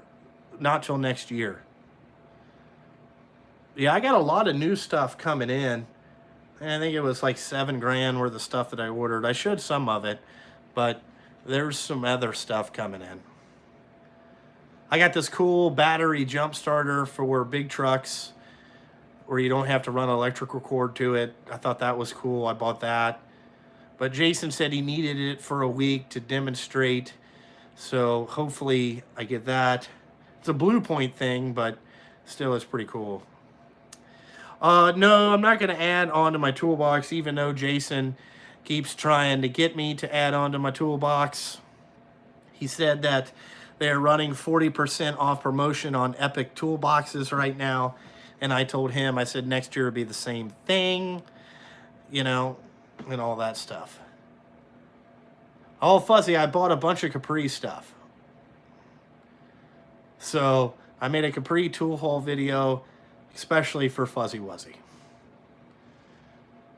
Yeah, Scotty's been driving the truck that I usually drive.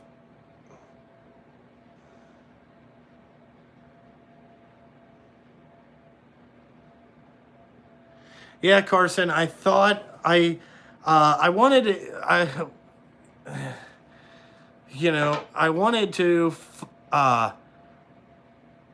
mess with Conley a little bit because he gets mad at me because sometimes I roll out of the paver on him because Casey will have me lift the bed up too high and it'll kind of push me out, and then most of the time I'm not paying attention, so I dump and Conley gets pissed. So I was gonna fucking do something one time like, Conley, can you show me how to keep it in the paver? But he's a good sport. I like Darren.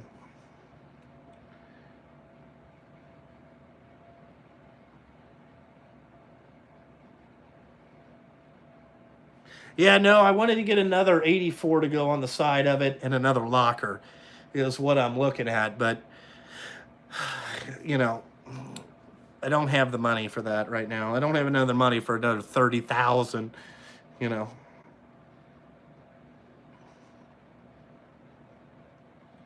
Oh, thanks, man. My brake changing video, yeah, I did that all on my own, man. That was a motherfucker. Okay, that's a hard job. I've never done that before. Whew, that took all night. You know, that was an all-night affair right there. That's a lot of work. I mean, I think it took me 10 hours to do it start to finish. There was a time in there that I took a break for about an hour. I came in here and laid on the floor and took a nap. Yeah, business is pretty good. You know.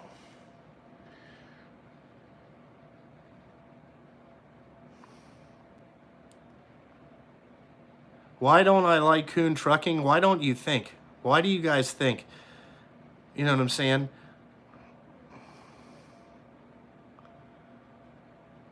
John Erickson, I don't see the socket tray finishing up anytime soon. I just fucking I just ran out of energy on that project, and I realized I need I really need a CNC mill to make those a lot easier. Like like I said earlier, I got like 4 hours in one, and I ain't even really got it finished. You know, it takes a long time.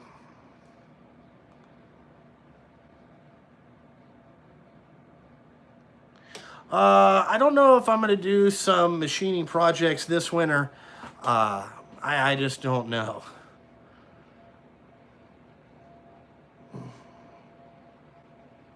Maybe if I get bored enough. No, Jacob. Coon Trucking is not legit. I'm going to tell you that there is no Coon Trucking. Okay? It's not a company. Okay? It doesn't exist. He doesn't own anything like he says he does. He is a mechanic or a truck mechanic at a trucking company called Transport One that is now called Flying R Double R Logistics. Okay, there is, but he came on and he talked a lot of shit that he owned a bunch of stuff and all this stuff. He's not a real person, not a real company. Okay, so when you watch somebody on YouTube, sometimes dive a little deeper into what they got going on. And a lot of people said, yeah, I've never seen him fix anything. Bill, the guy that works there, usually fixes everything while Coon shoots videos. Okay, so I really don't know what he does. He might change some tires, do some oil changes, and some grease jobs, but never in a dirty shirt, never seen him with dirty hands. Okay, so when you look around, ask, when you watch stuff, think about stuff a little bit more behind the scenes. And he kind of lied to a lot of YouTubers and said that he was fucking somebody that you're really not. So to me, if you're not a real person, I don't need to deal with you. You know?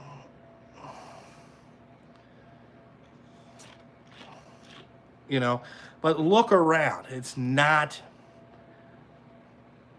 real.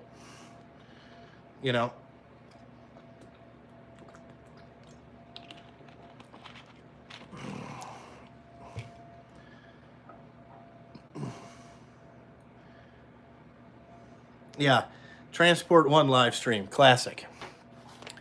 And if you notice, he took down all his live streams where he talked all that shit.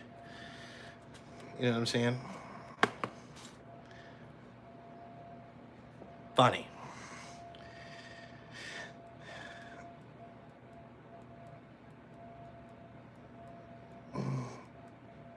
Yeah, the one in the rocking chair was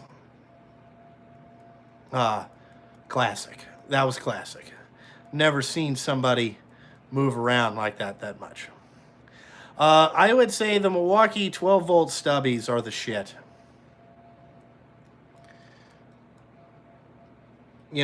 Like there's no, some people, yeah, Fuzzy has the blue lowrider. Yeah, Jacob, buy the Milwaukee stubby 12-volt. Can't go wrong with that thing. It's the shit. Okay, that thing is great as sliced bread. Enzo and the wife are doing great. And all that stuff. Can't ask. Like I said earlier, she hasn't left me yet, so everything seems to be good there. Enzo's doing great. He's getting bigger and bigger every day. Once he starts talking, I'll have him. I want to do a live stream with him so you guys can see him. But right now, like in the background, I would have to have Paw Patrol on to get him to kind of concentrate and talk for a minute. Yeah, the Milwaukee cutoff tool, again, is awesome. Me and McP put some strips, some plastic strips on top of the truck. And I gave McP that little cutoff wheel. He's like, what the hell is this thing? I was like, dude, it's the thing that cut the plastic strips, McP. He's like, this thing is awesome. I was like, I told you. It's like, it's fucking great. McP loved that tool. So, I recommend that 3-inch cutoff wheel because it just works good for, you ain't got to drag out a cord or none of that stuff. It's fucking awesome. It's definitely worth the money.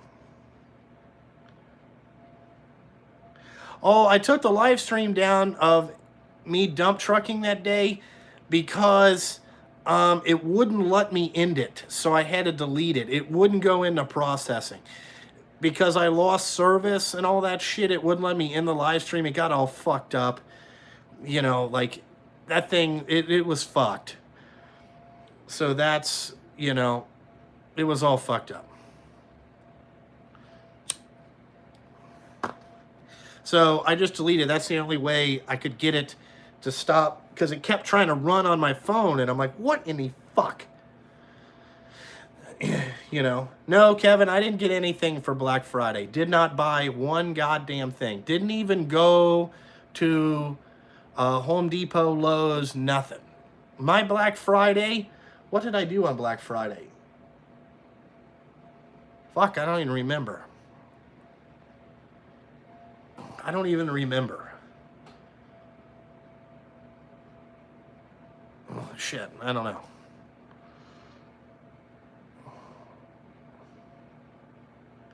No, I'm probably not going to be selling the things. I would, you know, I would like to finish that project. I just don't have enough time. And I'd have to take it to a guy with a CNC machine, like build a prototype and like draw it out.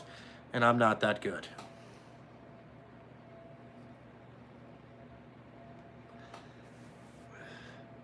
You got a bunch of Apple HomePods? What are Apple HomePods?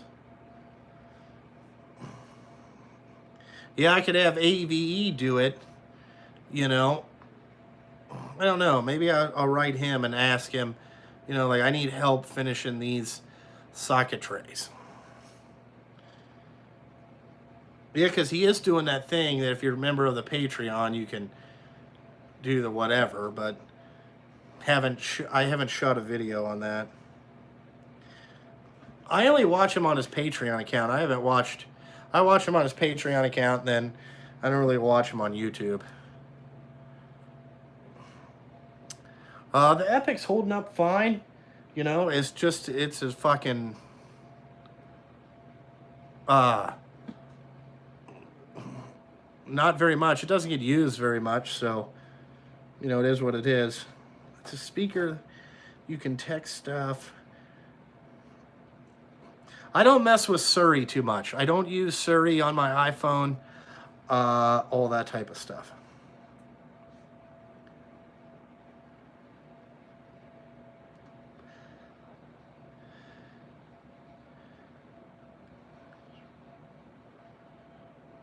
Hauling construction equipment is a good gig. You just got to know how to do it. You can get paid a lot of money hauling construction equipment. You know, you got to know how to get all your permits and what all that shit costs. You know, it's expensive to get into, but you can make money doing it. Any type of specialty transport is going to pay better than general freight. If you're thinking of the trucking game. I'll have to look at that Apple iPod there, or HomePod thing, Marco.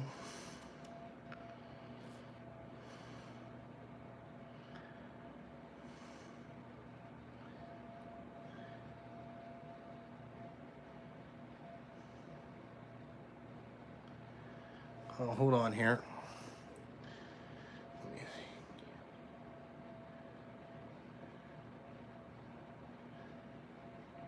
What are you talking about? I don't have anything dispatched through Rack. But, I mean, I could, if you guys need one, I could get you one.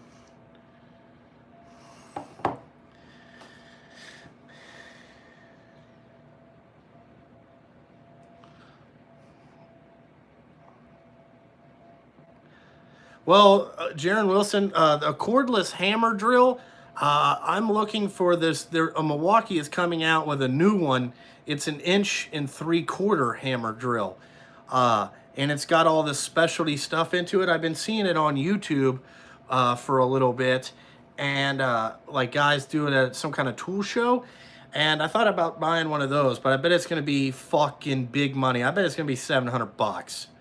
You know, now I'll just buy the tool only The one thing that I want to see if it's the same chuck size as the SDX Max. You know what I'm saying?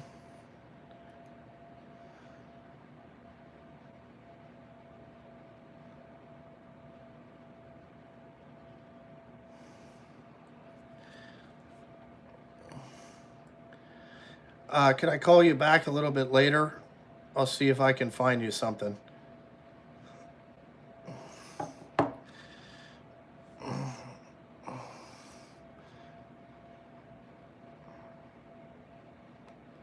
Oh, they need an air hammer, but battery operated. Ah. Okay. Yeah, hold on here. Let me...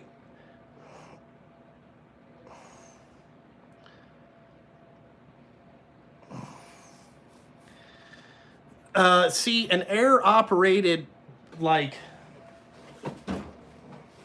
let's see here. Where's Old Painless? Here we go. Here's Big Nasty, okay? So if they wanted an air hammer like this, the question is this works off of air. So how this works is, you know, it obviously charges one side of the piston, and then when it hits something, it returns and hammers out. And it basically uses just a, you know, it has an exit, an exhaust up here, and then when it hits something solid, it fires back. I don't know how they would make something electric like this that would push the solenoid hard enough, or push the hammer. It would have to have like an air pump on it or something. I don't know, but if they ever make one, I'll try it out. But, you know, here's Big Nasty. You know, I haven't found anything really to use on this yet, but it will get wild.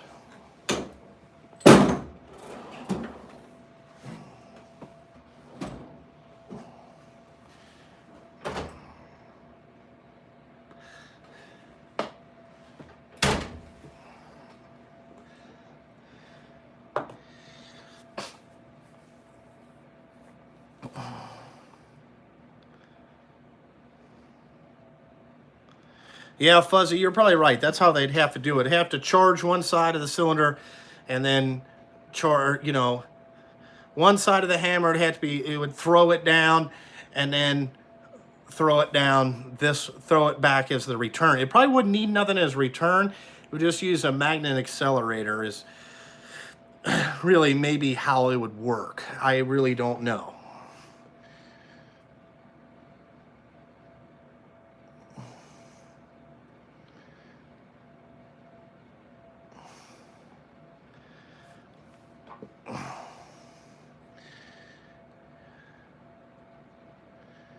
Yeah, Big Nasty is pretty violent. That thing gets with it. You know, like I haven't even, since I got it, I haven't had anything that really, that I've had to use it to take apart. But if we do, you know, I'll definitely shoot a video on that. Well, I almost bought a lathe the other day. I still might buy a lathe. The problem is the one that I found is fucking massive. So it's an 18-inch swing by 72. It was a Logan Shipley. I didn't know if it worked. It's actually sitting at Monarch Tool or Monarch Lathe Company up in Ohio. And my buddy was up there and he said, hey, I think I found you a lathe. And there was a drill press and all that stuff. What did he say? So they haven't sent me any pictures on it, but the price was right if it works. I don't know, like it would take up so much room in the shop, I'd really have to think about where I'm going to put it. But, you know.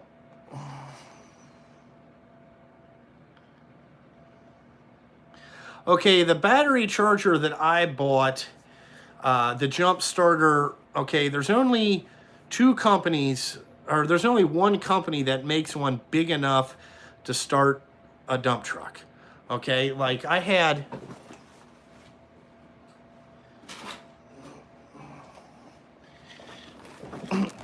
Duracell. They sent me this fucking thing right here. Okay, I haven't even took it out of the box yet.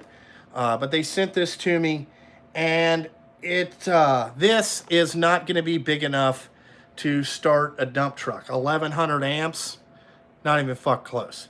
You need 2200 or something like that. There's one company that I showed last year at the truck show.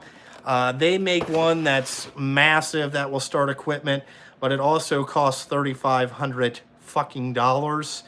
Okay, and that's a little bit pricey to start that. What I bought was this Blue Point thing. It's about 800 bucks, and you mount 2 batteries in the bottom of it, and you hook them up in parallel, and it either has a 24 volt jump or a 12 volt jump.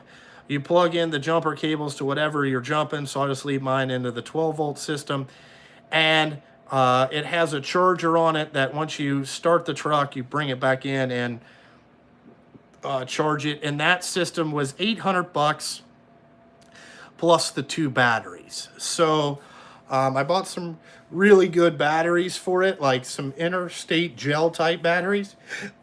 And I'm going to try that. I'll shoot a video on it. It's a lot more cost effective than something. But if you think one of these little fucking turds is going to start a fucking dump truck, not a goddamn shot in hell, okay? I don't think it'll work. Maybe one day I'll get this out, get it all charged up, and see if it fucking works, but I don't believe it. Yeah, Sean, I'm just telling you, I don't think it's going to work. It would start like a Duramax or a Power Stroke, I do believe.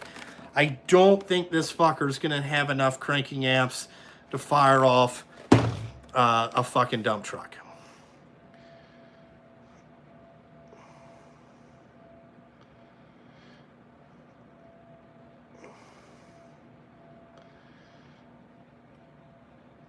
Yeah, no, I mean, I'm not like trying to, say that you bought the wrong thing. It's just dump trucks take so much power. Yeah, it's neat to have. They sent this thing to me. See, it doesn't go into the heavy duty. And they didn't have one that went into heavy duty. So, it holds a charge up to 1 year, though. This thing is pretty nice. You know what I'm saying? So I thought, well, fuck. I might keep this in the Street Beast once I get it going. In case my wife ever, we're at the home and she needs to jump something or whatever. Just better like that. You need big cranking amps, boys. Big cranking amps.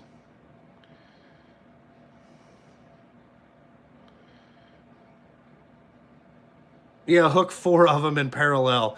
You probably could do that. Hook 2 or 3 of them together. But, man, it would get hot. JJ Smith, I bought the 6 amp hour ones. I seem to like those better. If I was... I like the 6 amp hour. I would go over 4. So I'd either get the 4s or the 6s. It'll just last a lot longer, and it gives a little bit more power to the tool with the bigger things. Yeah, get the 6.0s. That's what I run, is the 6.0s. I have some 6.0s and some 4.0s. I like the 6.0s.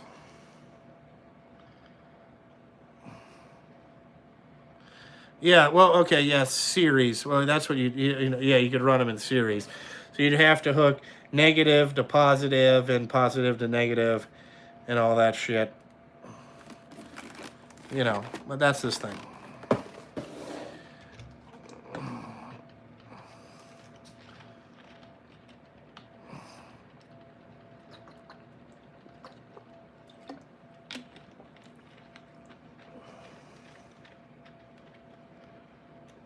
Yeah, the website shut down. We don't... it was only a pre-order system. I may do it again after the first of the year. We'll do another pre-order, or I'll sell what I have left. But my wife turns it on and turns it off. So right now, anybody that bought something in November, it'll be shipped out as soon as... I was supposed to have a print date of last week, but they never called me, so I'm assuming it'll be early next week. and then I will get all that stuff out.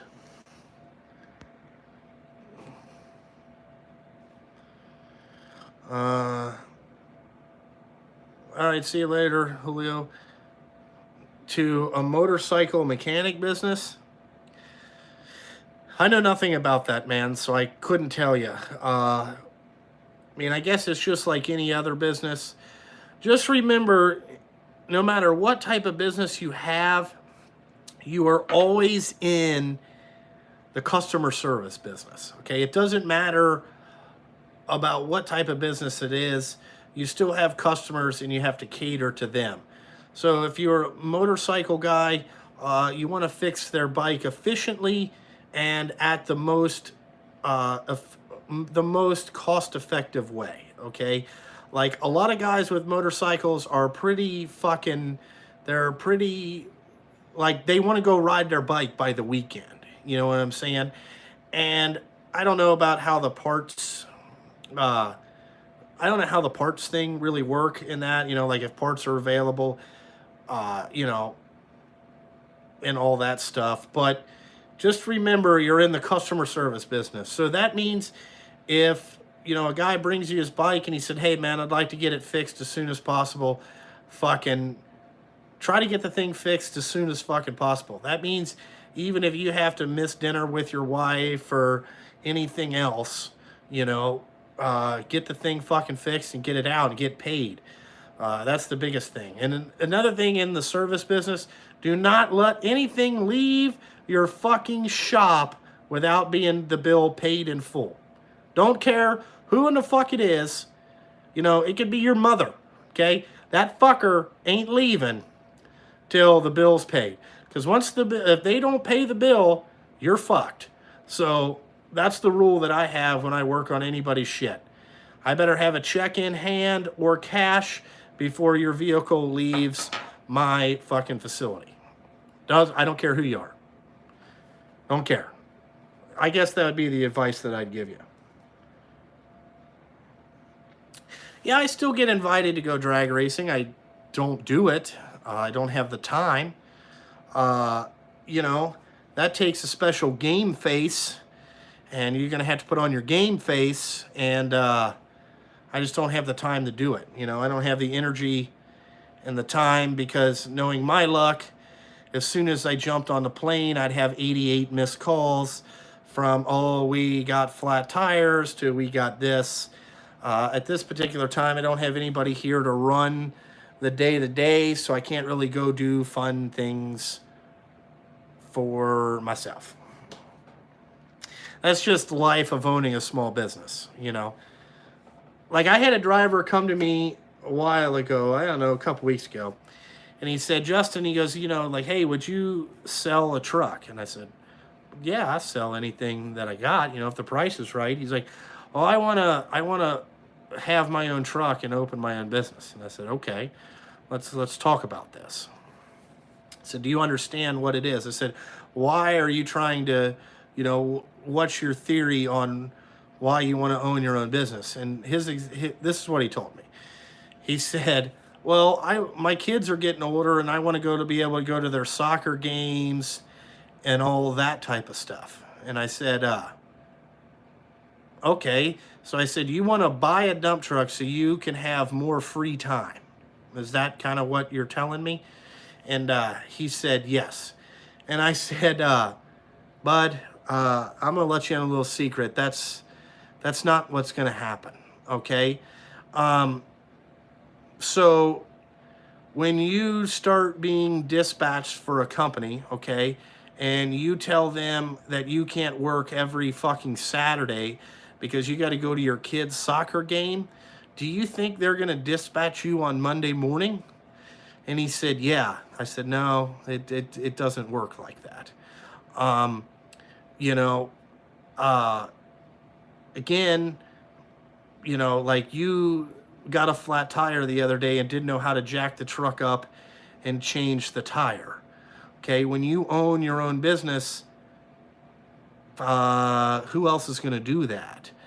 You know, like, and he's like, well, I mean, you do it. And I said, yes, just because I make it look easy doesn't make this easy, okay? You know, I said, I don't get to spend a lot of time with my family because when you guys break something on the truck, who do you think fixes that? Do you think that we have a little guy that comes in and waves a fucking wand and it magically fucking fixes itself? Or do you think that it takes me working till midnight and then getting up at 5 and coming back down here?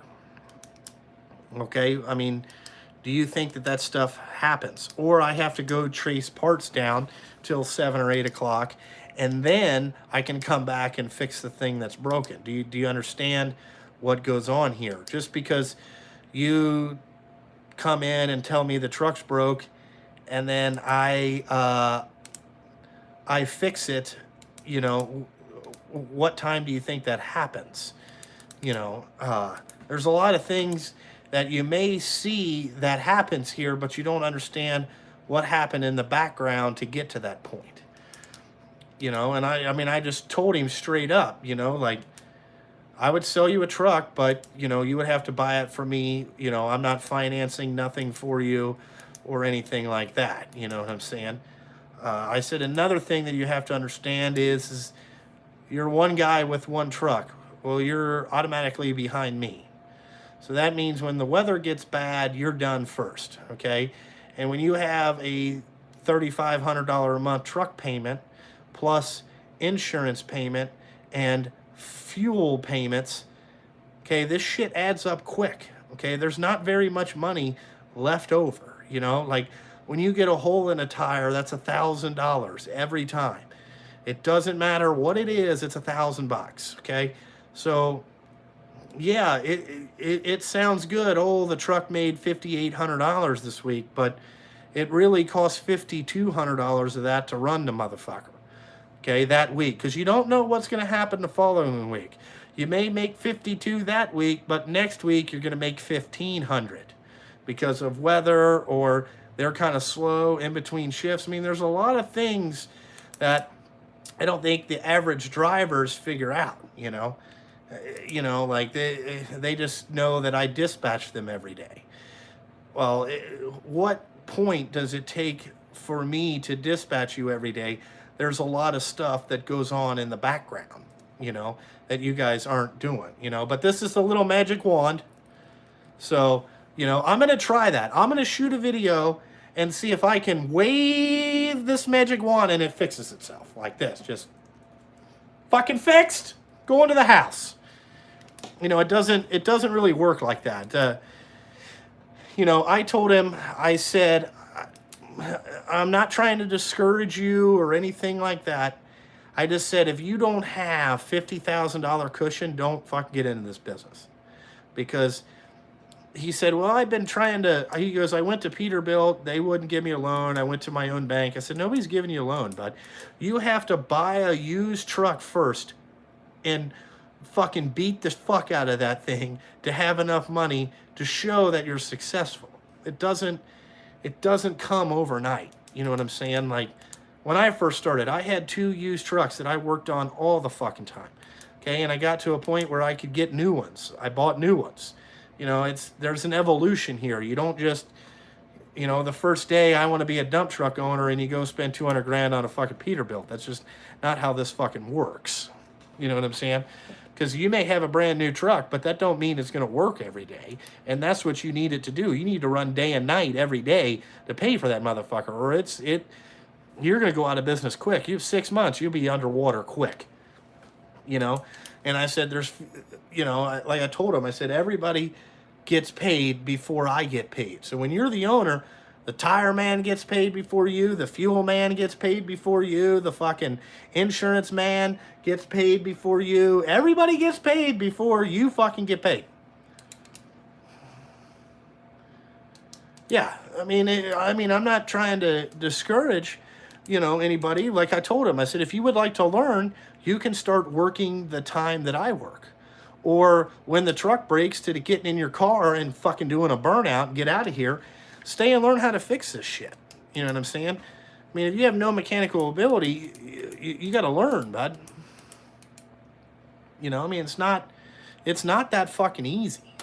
Just because guys make it look easy, don't mean that it is, you know?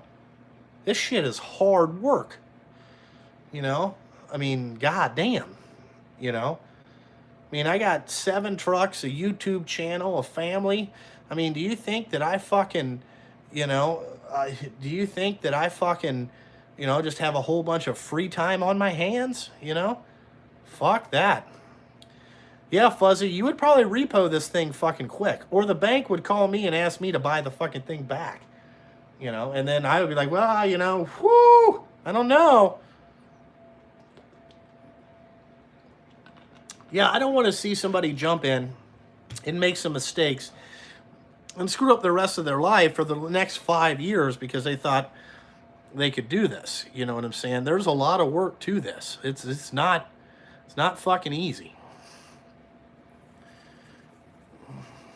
You know, whew. I mean, sometimes I question it like, man, what the fuck? You know, I thought this would be a little bit easier. Wrong. You know, I was fucking wrong. This is a lot of fucking work. You know, would I like to sit at home and do nothing? Well, hell yes, I would love to do that. I think everybody in the world would love to do that, but that's just not how this shit works. You know? Shoo-wee, it gets out of control quick. And the money fucking with these trucks, it adds up so fast. You know what I'm saying? So fucking fast. So fast. You know, shoo-wee. Next thing you know, you're, you know, one major catastrophe, you're $15,000 in the hole. Quick. Just buried up to your neck. And, you know, to pay that 15 grand off, you got to work another 1,000,000 hours to get to back even. And then you hope nothing else explodes while you're trying to get this first thing fixed. It ain't easy, boys.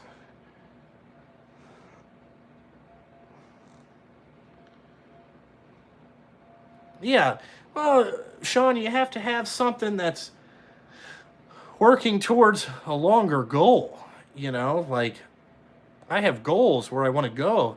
And eventually, yes, I'd like to be where we do multifacets of different stuff, you know, have a repair shop, have the trucks, and then maybe broker out some trucks, you know, and kind of be a mainstay in what goes on here, where we have 1 or 2 full-time mechanics and a full-time dispatcher and a full-time fucking babysitter or something. I don't know what you want to call that, but, you know, that's not going to happen day 5. You know, I mean, that's a long time down the road. There has to be enough money to pay that person salary. There has to be justification to having that guy here, you know? Like, you don't just want to throw 40, 50 grand away on a mechanic when there's really not very much fucking shit for him to do. You know, like once you sweep the floor on a Monday, what are you really going to do? You know, there's not really much to do around here, you know? I mean, there's little bitty problems, but it's not like it's every day.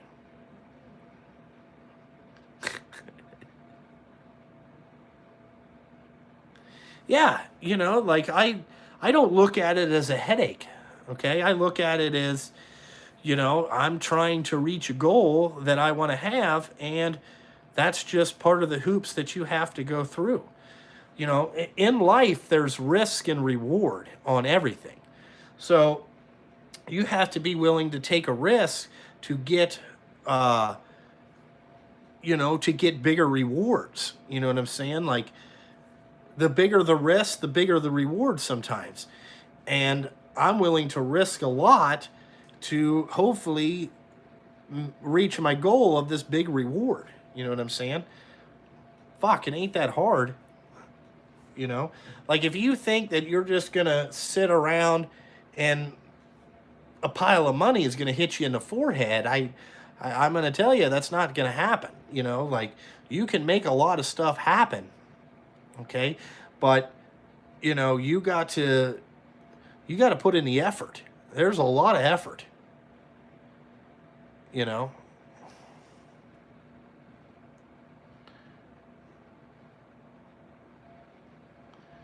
Yeah. You know, you got to worry about getting paid. You know, there's a lot of things. So, you know, shoo-wee, it adds up quick.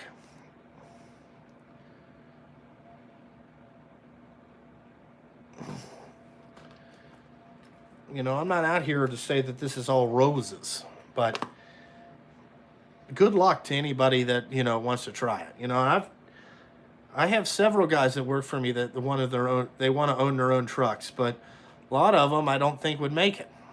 Not because they don't know how to drive the truck, it's just that they don't know how to do the other things that come along with it and actually want to put in the effort that it takes.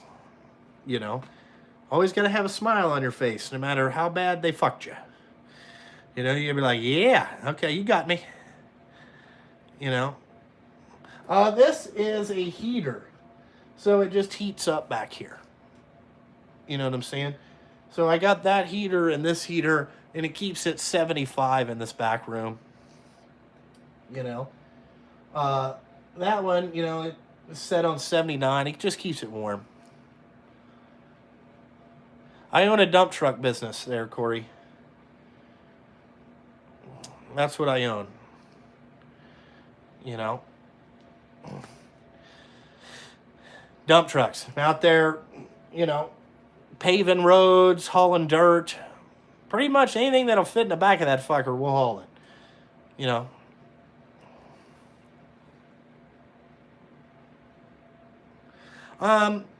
Things have started to slow down. This weather has really fucking hampered us, to be honest with you. You know, we got a big cold spell that came in, and then we've had rain, and we have some dirt jobs to go do, but we can't ever get dry enough days to go get the dirt out. You know, like, fuck. Like, they about get it to where you could drive in there, then then that night it rains again. And you're like, fuck, can't get anything done. You know, like, I'm trying to work here. So, you know, we've been hauling salt because that's about really all that we got going on. You know, like, we're getting dispatched to go haul asphalt, but it's going to rain, so it ain't going to do nothing. You know, we're going to be down, you know, no big deal.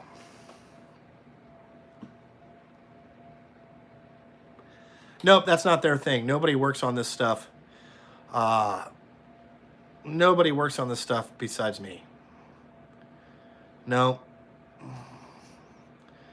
they won't even, you know, it's a struggle to, you know, get them to take the trucks to the truck wash when they're looking like shit. No, hauling salt doesn't really take a toll on your beds. You know, they're pretty polished from the asphalt season, and they got nice coating of tar on there. You know, it don't matter. I mean, everything is going to rust. It's metal. The biggest thing is at the end of the week or every 10 days, fucking, you got to spray the shit off to get the hauling the salt and just getting it in there is not too bad. You know, in the winter, the stuff kind of gets dry and hard, where it's not as wet. Like right now, the salt's a little wet, so it's always got water in it. You know, I mean, it's just, you just got to spray that shit off.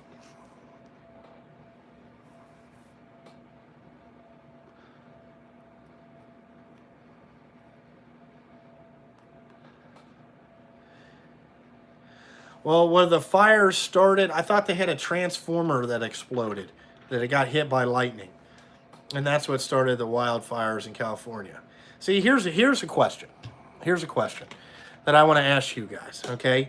Now, California lately, over the last couple of years, okay, has had a lot of wildfires, okay? Do you think that is the Earth's, it's trying to cleanse itself? Like, it is tired of the motherfuckers living in California, and it's trying to say, you know, like, I got an itch over here in the U.S., okay, and it's California. So, like, let's catch it on fire, okay, and see if we can get rid of some of these motherfuckers. Because California is a fucked up state, okay? That thing is fucked up. I I don't understand. So I'm just thinking that maybe the earth is trying to, purify itself. It's trying to get rid of California, you know, like it's going to say, let's burn a bunch of shit and see what these fuckers do. And then it's going to sit back and go, shit, that didn't work. Okay, let's have an earthquake. Okay, tear up a bunch of shit. You know, it's just a guess. I'm thinking that it is just trying to get rid of, it's just trying to get rid of its own problem. I'm just thinking that's what California is trying to do to the people of California. I think I think the land has said, I've had enough of this shit. I've had a fucking enough. I'm going to catch shit on fire. Just a question. I don't know. I'm starting to believe that.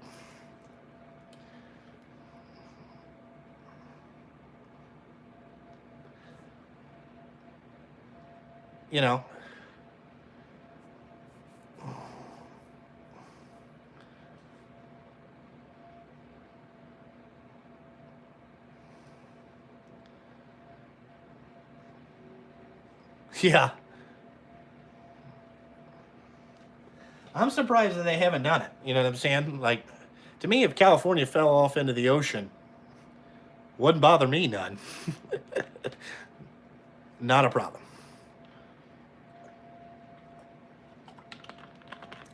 And it's been so dry in California, they don't get any rain. But I saw that they were going to get some rain to help put out the fires, I don't know.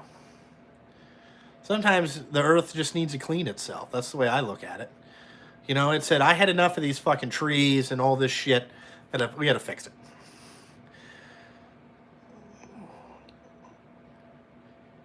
The DD-15s, I've never had a Detroit, so I don't know if they're any good or not. I don't know. They're kind of weird to work on. I've worked on one before. Like, I don't like anything that uses a cartridge-style filter for some reason. I don't like trucks that have that, so, it's kind of weird. I don't like that cartridge-style filter.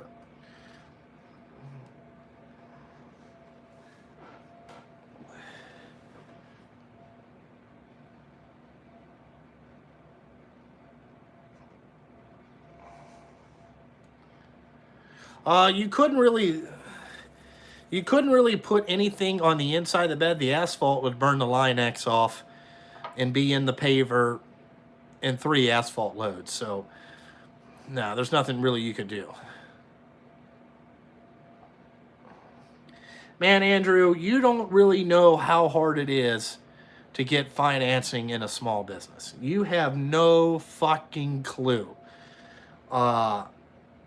It's extremely, extremely difficult.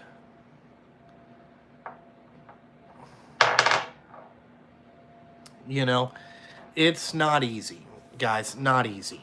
Not easy.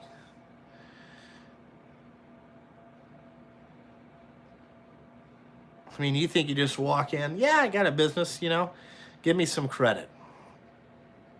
They fucking root around and all kinds of dumb shit. It's a fuck pain in the ass. Pain in the ass.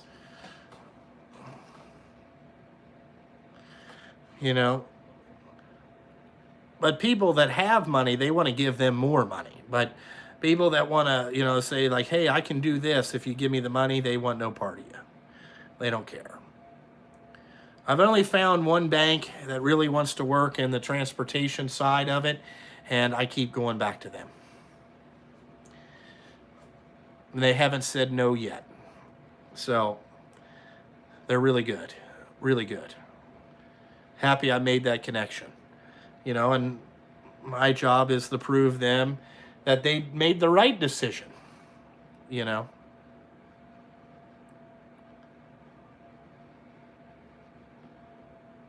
banks are scary. That's why I call them the bank of no.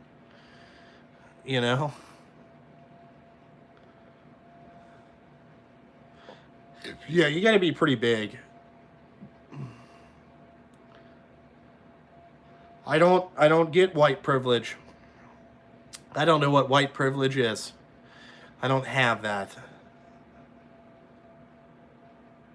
Personal loans are not any better because they still want something to guarantee. They want guaranteed that they want their money back. You know, it's not like you just woo get money. You know, it took me. I went through I think 5 banks before I got a yes. You know, so I mean I got truck loans through 3 different companies. Yeah, don't put your home up as collateral. I have no home up as collateral. Uh, it's a struggle.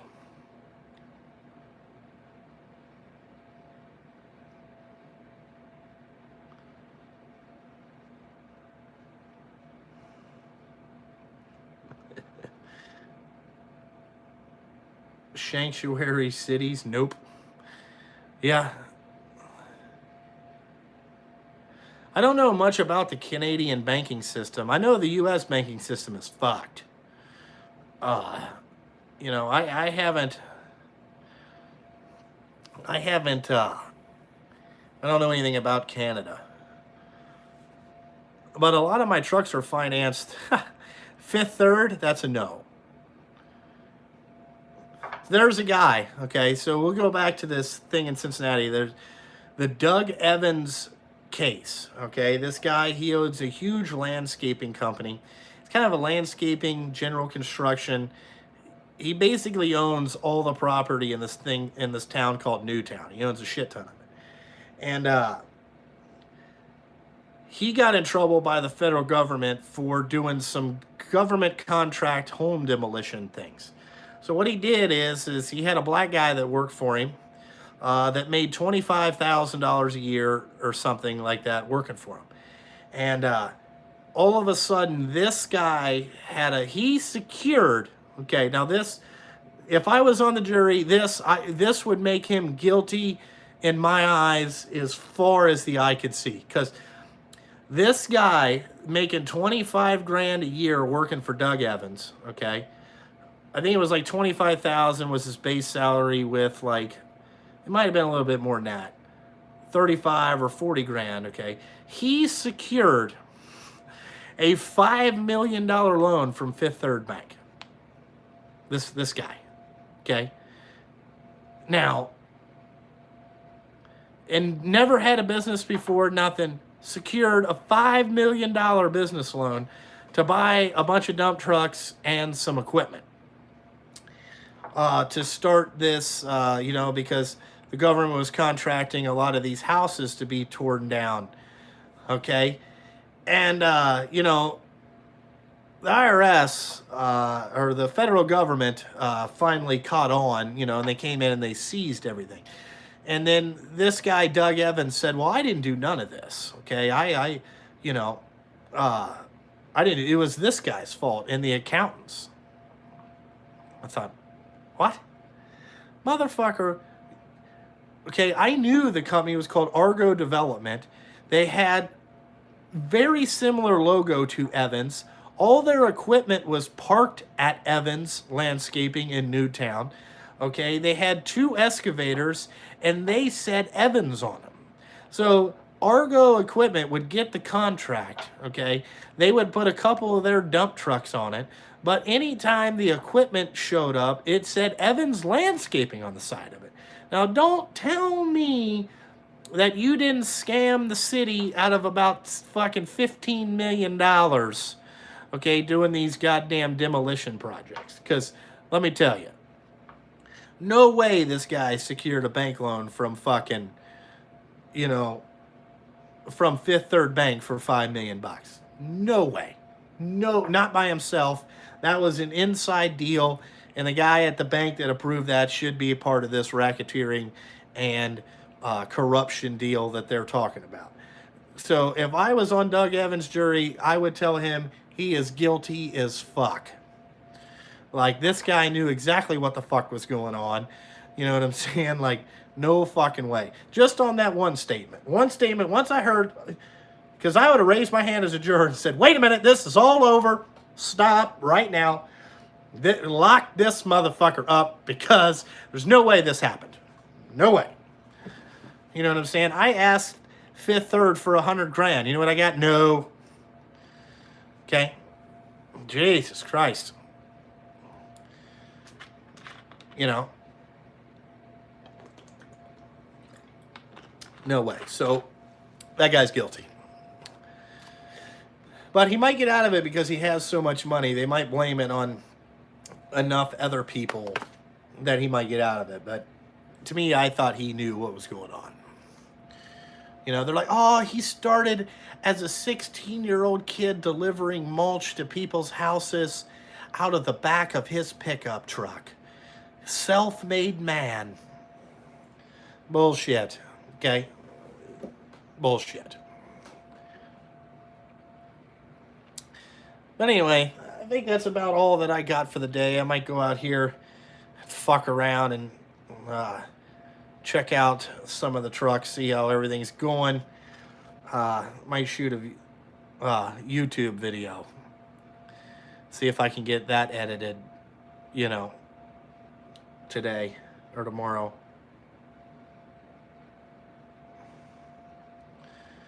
So, nobody else has anything. Good talking to you guys on a Sunday. Sorry I haven't been live streaming as much to answer people's questions, but, you know, just been busy. A lot of things going on. Yeah.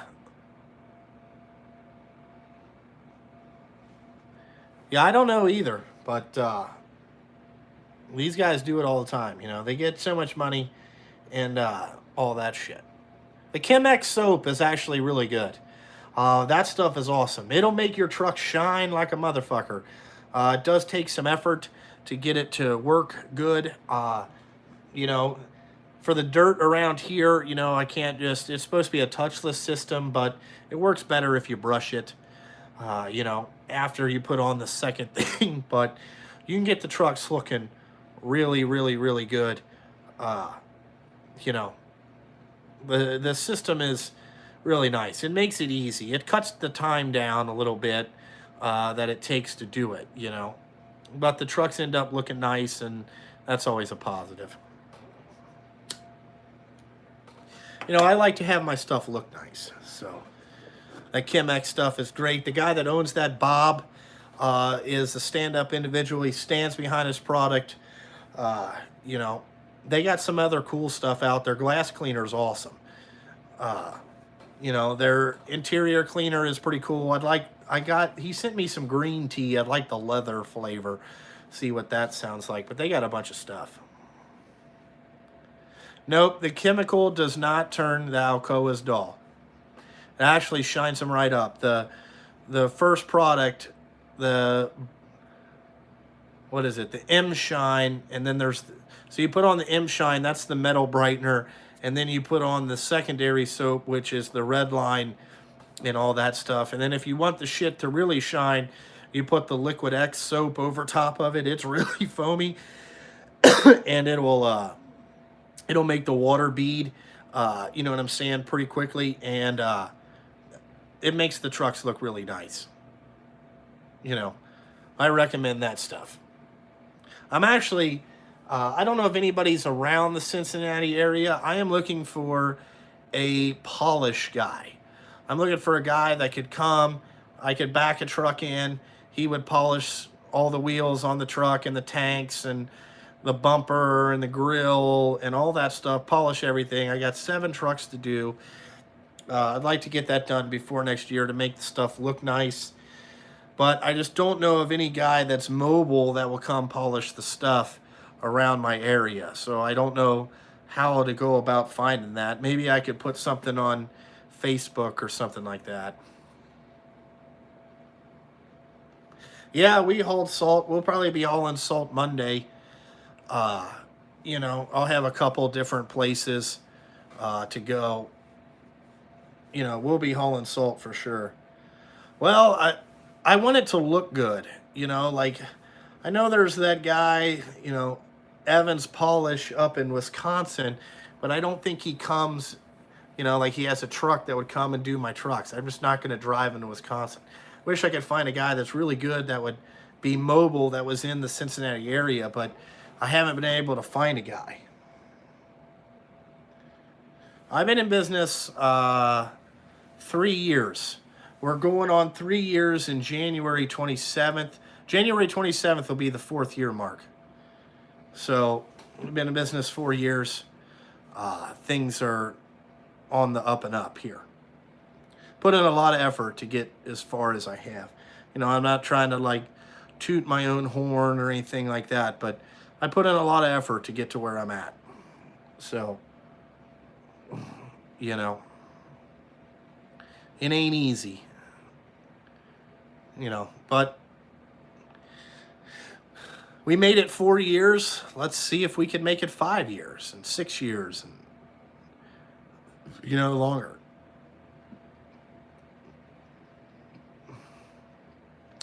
The homemade socket trays, like I said, kind of burn out on that project. I don't think that I'll ever finish. I think I bit off more than I could chew there.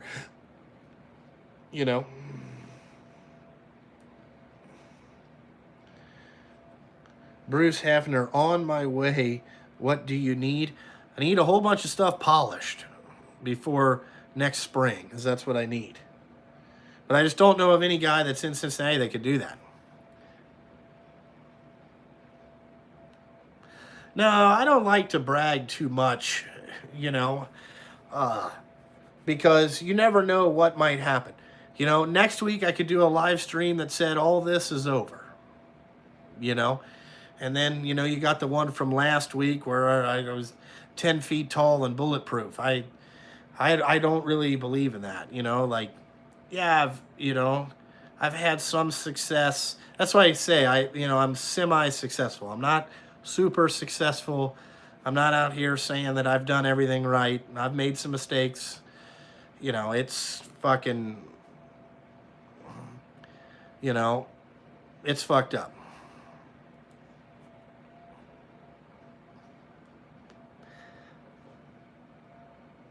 Yeah, see if there's somebody. Nashville is only it's like 6 hours away. I'm just trying. I don't know if there's anybody in Louisville or anything like that. True Shine wouldn't. I just want somebody to come and make the trucks look good before they go out next year. Then every year they come and polish them up and make the shit look nice.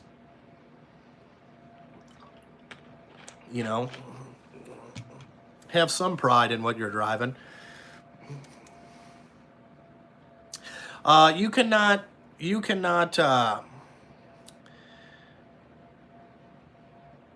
well, the Shine will last a year as long as you don't get too much shit on them. That's why, Brian, I would wait till after the salt season.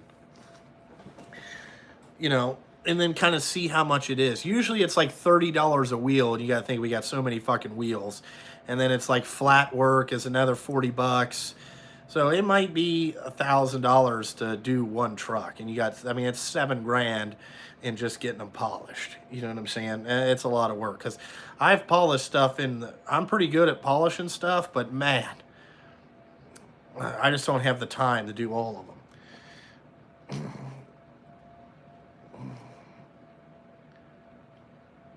Let's see. So you won't be able to. Yeah, it's like getting your car detailed, yes.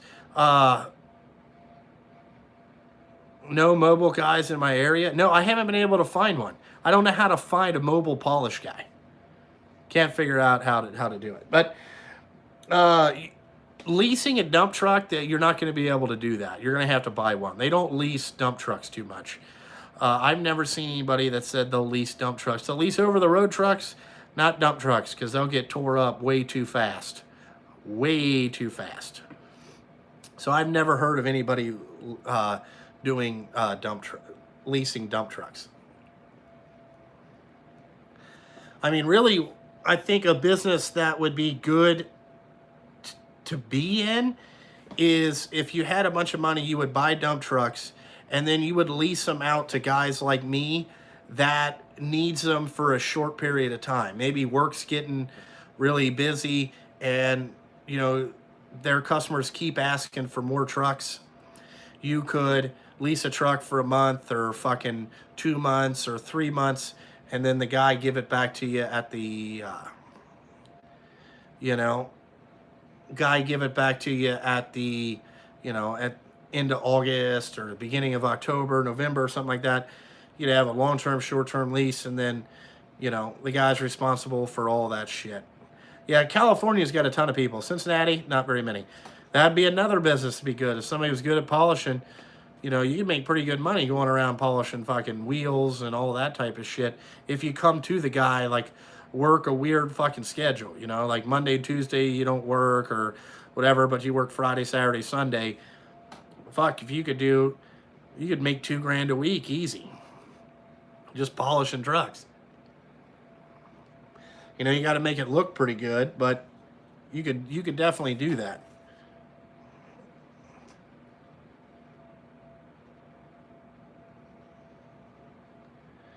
Yeah, I didn't know there was a company in Illinois that leases dump trucks.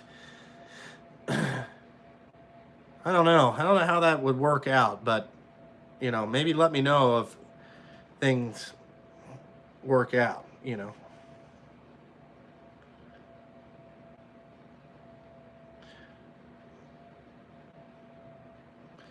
Yeah, I would say, but cheap doesn't always mean good. you know, like I want the wheels to be, kind of like a show shine, where they're uh, Sunset Trucking, it's called. Okay. I might have to look that up if I get time. Yeah, Vicky Stark's ass is, that's legendary there. Whew. Telling you. Nice. I haven't figured out if she's into dudes or girls yet. Yeah, let's go fishing. I haven't figured that out yet. I don't know. I know Fuzzy, she's not Asian enough, but she does have thigh gap. I haven't figured out if she's into dudes or girls yet. I'm thinking she might be into girls. I don't know.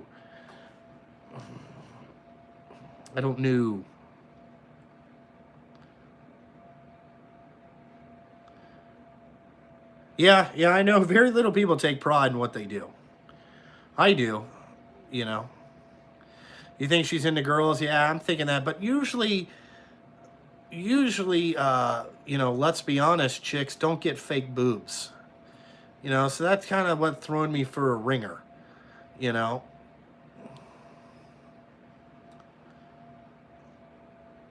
You know, and I don't have the guts to ask her on her Patreon page. Yeah, the thigh gap is probably handy for scissoring. You're probably right. Nothing really gets in the way. You know.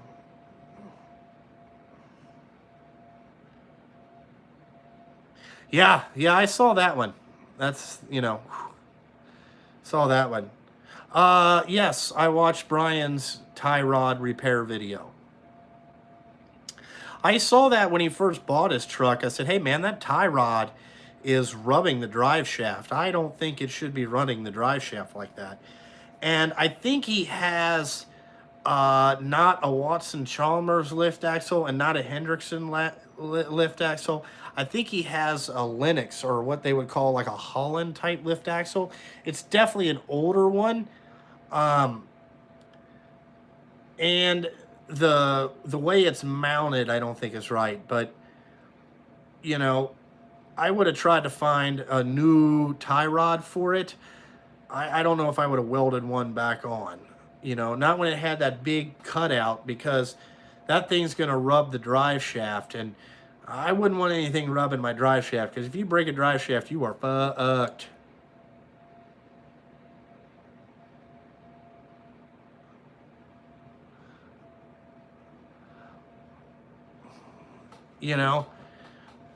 I think the problem is he doesn't know what Lift axles in it. I think everybody. Yeah, I saw that zip ties and vice flies are not dead. Yeah, on the Kong, I don't know. I think that thing's gonna hit again, just because how it sits up in there, and I think it needs a different uh, something needs to be changed there to get that to go down. I don't know how you would bend that and keep it straight to keep your, your toe in correctly. You know, but he fixed it. I guess it'll be all right. I don't know. I mean, I think that's a DOT approved fix. I don't know. But I'm not here to, bash anybody, but whatever. I built my trucks. I spec'd them out April 1st. I got them the beginning of August. Ken, I'm with you. I would dip my drive shaft in her tie rod. Not a problem. Not a problem. On her Patreon account, she did some lingerie, some crotchless teddy the other day on her Patreon account. That was interesting.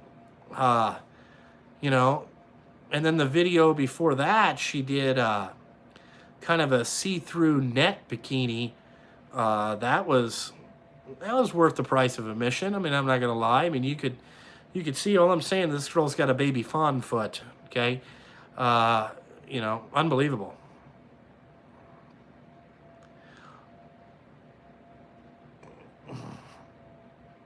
Definitely a good-looking chick. Definitely. Yeah, the crotchless teddy was quite interesting, but she didn't do close-ups like she did on the see-through bikini. So, it was interesting. Definitely worth the price of admission, though. Definitely worth it. I mean, you may think $50 is a little high, but I mean, it's pretty good. I will not be snow plowing this year. Okay, Fuzzy, she's more than okay. I mean, I think that the more that we go here on her Patreon account might get little. It might get a little more out of control than what you think, to be honest with you.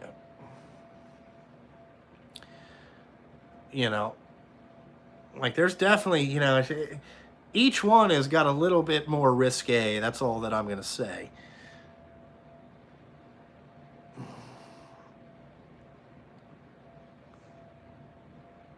Yeah, I plowed in the Bobcat last year. Yeah, Queen of the Roof, her. I'm telling you, these girls are out here making money, But to each her own. I mean, I got her Patreon account at about $10,000 a month now. So, yeah, it's $50 for her Patreon, but, it's definitely worth it. I mean, it's a little high. Yeah, I mean, it's Queen of the Roof, it's 10,000. She's got 211 people, and I figured there's probably 200 of them are on the $50 thing. So I I got it at $10,500, and I thought, shoo-wee, god damn, that's a pretty good fucking living, Yeah, yeah, Queen of the Roof. I'm telling you, just do bikini try-on videos. Crazy. What's up, Bob?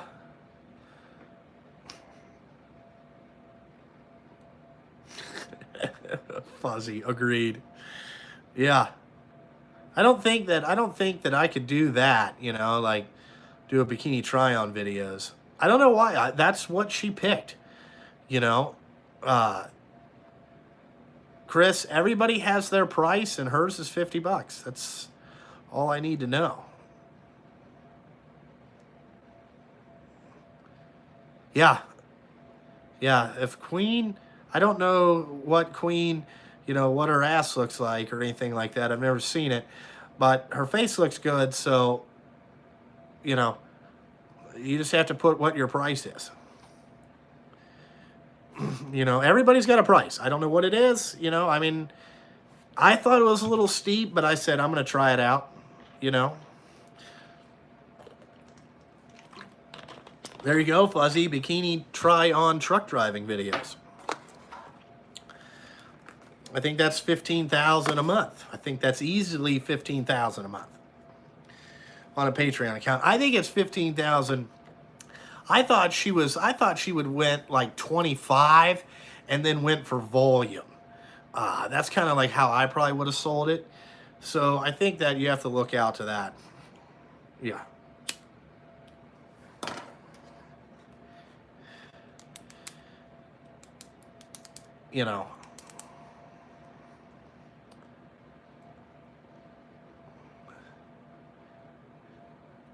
Ken, that's a good point. Usually cute faces mean cute asses. That's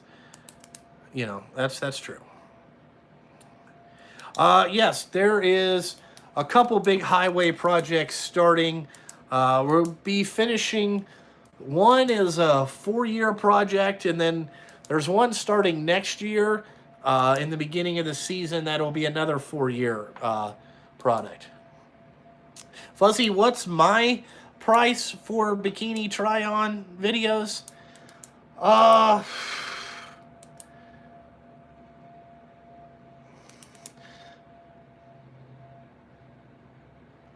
Okay, well, that means that you probably have thigh gap. You'll be winning with Fuzzy.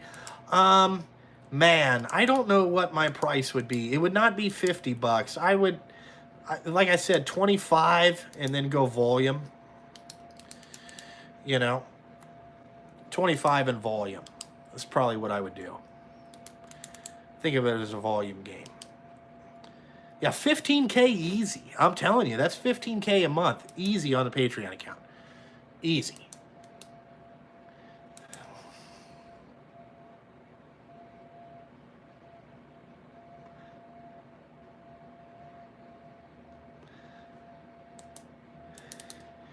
Uh-oh. Let's see here. What'd you put in there? Yeah, well, those Queen of the Roof, those were like, those were specially for Knox, because those were tranny panties. They had a place for kibbles and bits. If you get, you know what I'm saying? That was something funny.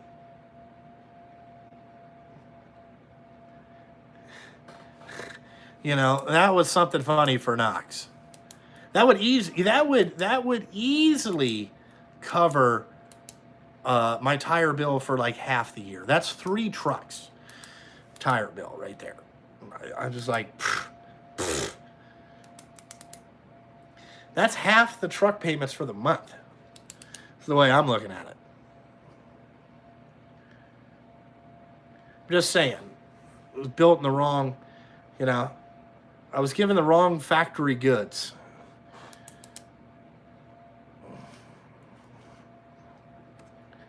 Just saying, it's quite interesting.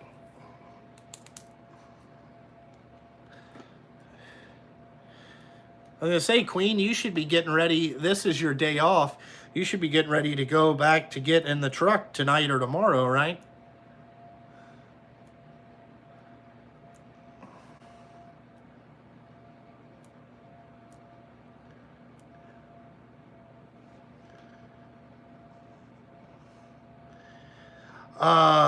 Yeah, I was gonna say, I thought you started 2 a.m.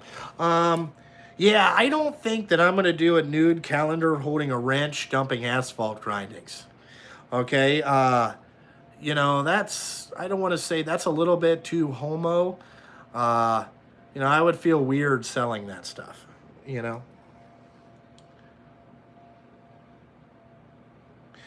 we're gonna be set the next couple years. 389s. 389s is what I'm going to have. I'm probably going to buy a couple more 389s next year, And then I'm going to probably get another 567 the year after that. How do I purchase my DEF fluid? I bought the tote and all the stuff from Napa the first time, and then my fuel company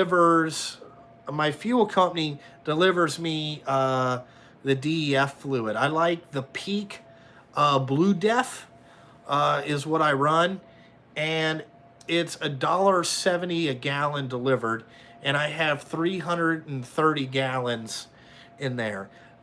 And that 330 gallons last about a month with 7 trucks. Yes, I did buy one 389 with an ultra shift transmission. And I'm going to shoot a video probably next week.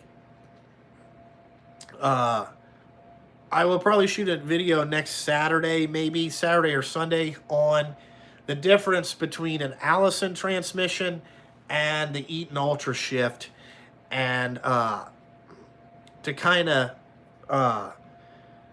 show you guys the difference and which one I like and why. Because they both have advantages and disadvantages out there. So I figured that would be a good video to show kind of what you can get and things like that.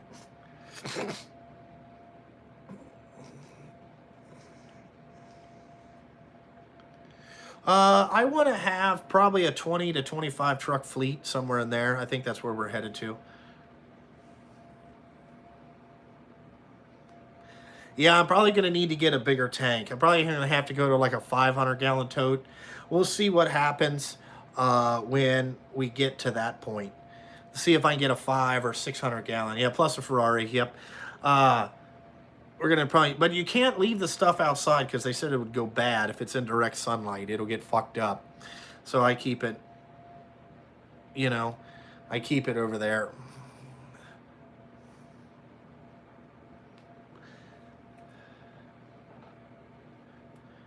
Yeah, to get to 25 trucks is going to be quite... I don't even know if I can work that many, but I'm going to try. You know, I'm not building any gliders. Yep, we're going to need a bigger yard for 25 trucks. We're going to need a bigger shop. But that's what I was talking about earlier when I was talking about, you know, I want to do multifacets of things. You know, have a repair shop, have some other stuff.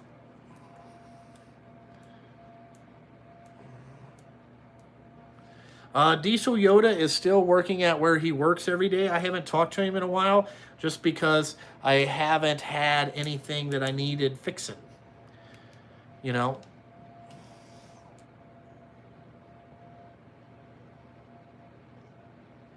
Yeah, that would be a pretty good thing to add to the merchandise. I think that I'm going to sell some JST stuff, like probably after the new year. I'll start working on what we're going to have around. It's just, I don't want to have that much money in merchandise laying around. So we'll probably sell a bunch of shirts and whatever hooded sweatshirt stuff I got left, we'll sell all that stuff. And then maybe, you know, every 5 or 6 months we'll add something new.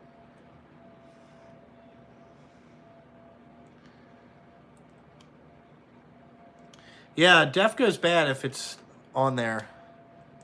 When I'm rich, am I still going to make YouTube videos? Yeah, if I'm still having fun making YouTube videos, yeah, why wouldn't I? You know? You know, I'm trying to build a brand here. You know, YouTube is part of my brand. Am I still going to shoot YouTube videos? I'm going to shoot YouTube videos till I just don't have the time or it's not paying off for the effort that I'm putting out. You know?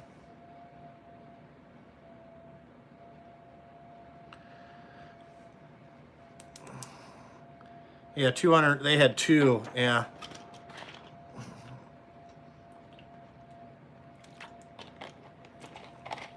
I know you want to keep it warm. You don't want it to get cold. No, I'm not a Kenworth T880 guy. Yeah, no, I mean, I built this YouTube channel to kind of document what I got going on. You know,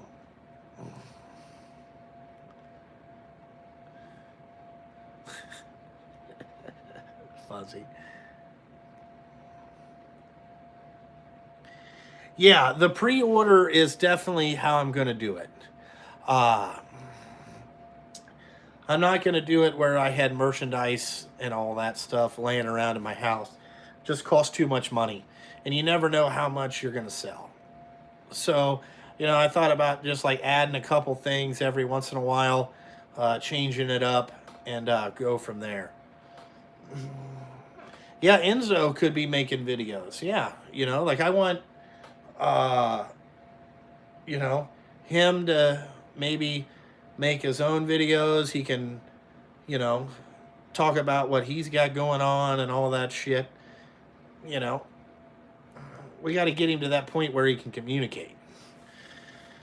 He talks, but it's just bah, bah, bah, bah, bah, bah, bah, bah. And he's a talker.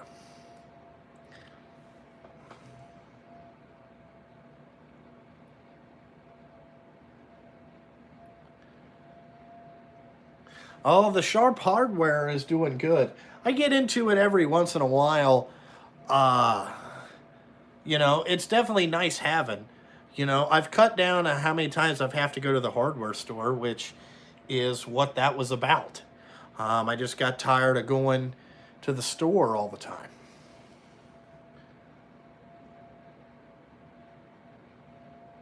Wristwatches and belt buckles. Never thought about belt buckles. Yeah, he does a lot of baby talk. Yes, my drivers have to go through a drug testing and alcohol testing thing. That's just part of life. You know.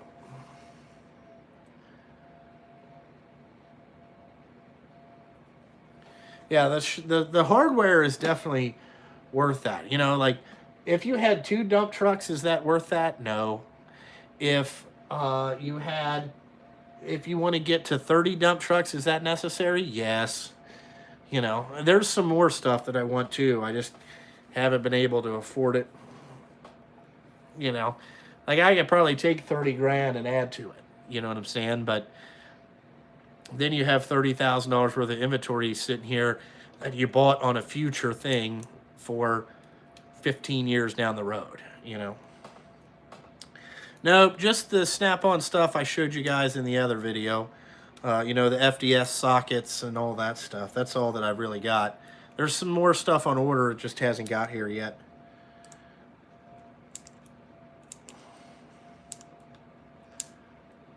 Yeah, they come up for random test. Yeah, you have to do that.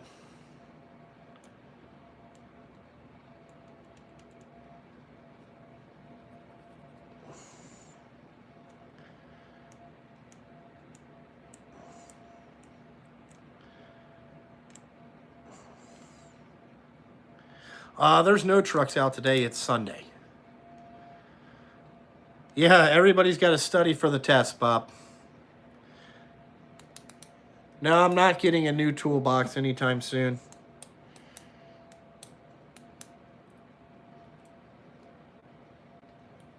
Yeah, everybody's got to study for a test.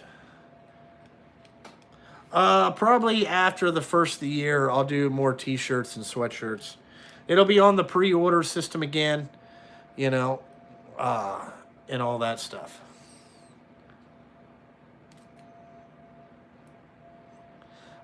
You mean the knee pros ratchets? I only have the real small ones. They're nice. I have not talked to Zip Ties and Bias Plies in a while.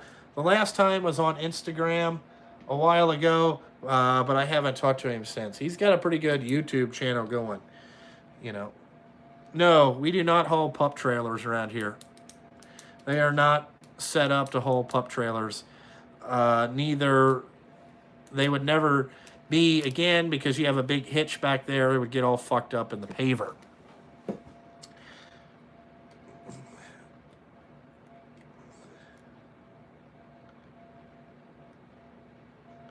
Well, how much should a guy with 10 trucks pay himself?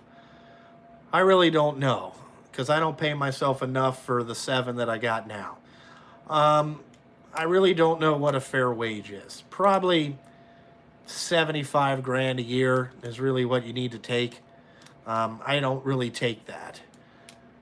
I take about 35 and then spend 40 grand a year on infrastructuring myself. So there's 2 ways you can do it, but that's that's the way that I do it. You don't want to take all your money out of your business. I like to infrastructure myself more than me get rich, if you understand what I'm saying. So when you add more trucks, you're set up to move them. Yeah, I would say $1,000 a week, 4 grand a month would probably be fair. That's probably what it needs to be. you know.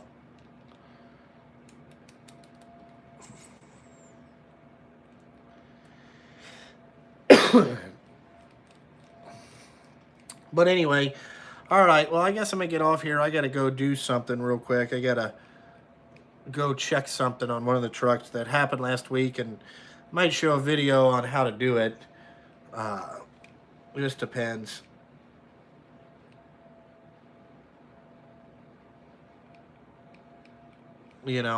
So like always, guys, thanks for coming and hang out with me for a little bit, shooting the shit for 176 minutes. I can't believe I talked that long. Shoo fucking wee. It's a long fucking time. But like always, guys, thanks for watching, and I gotta fucking go.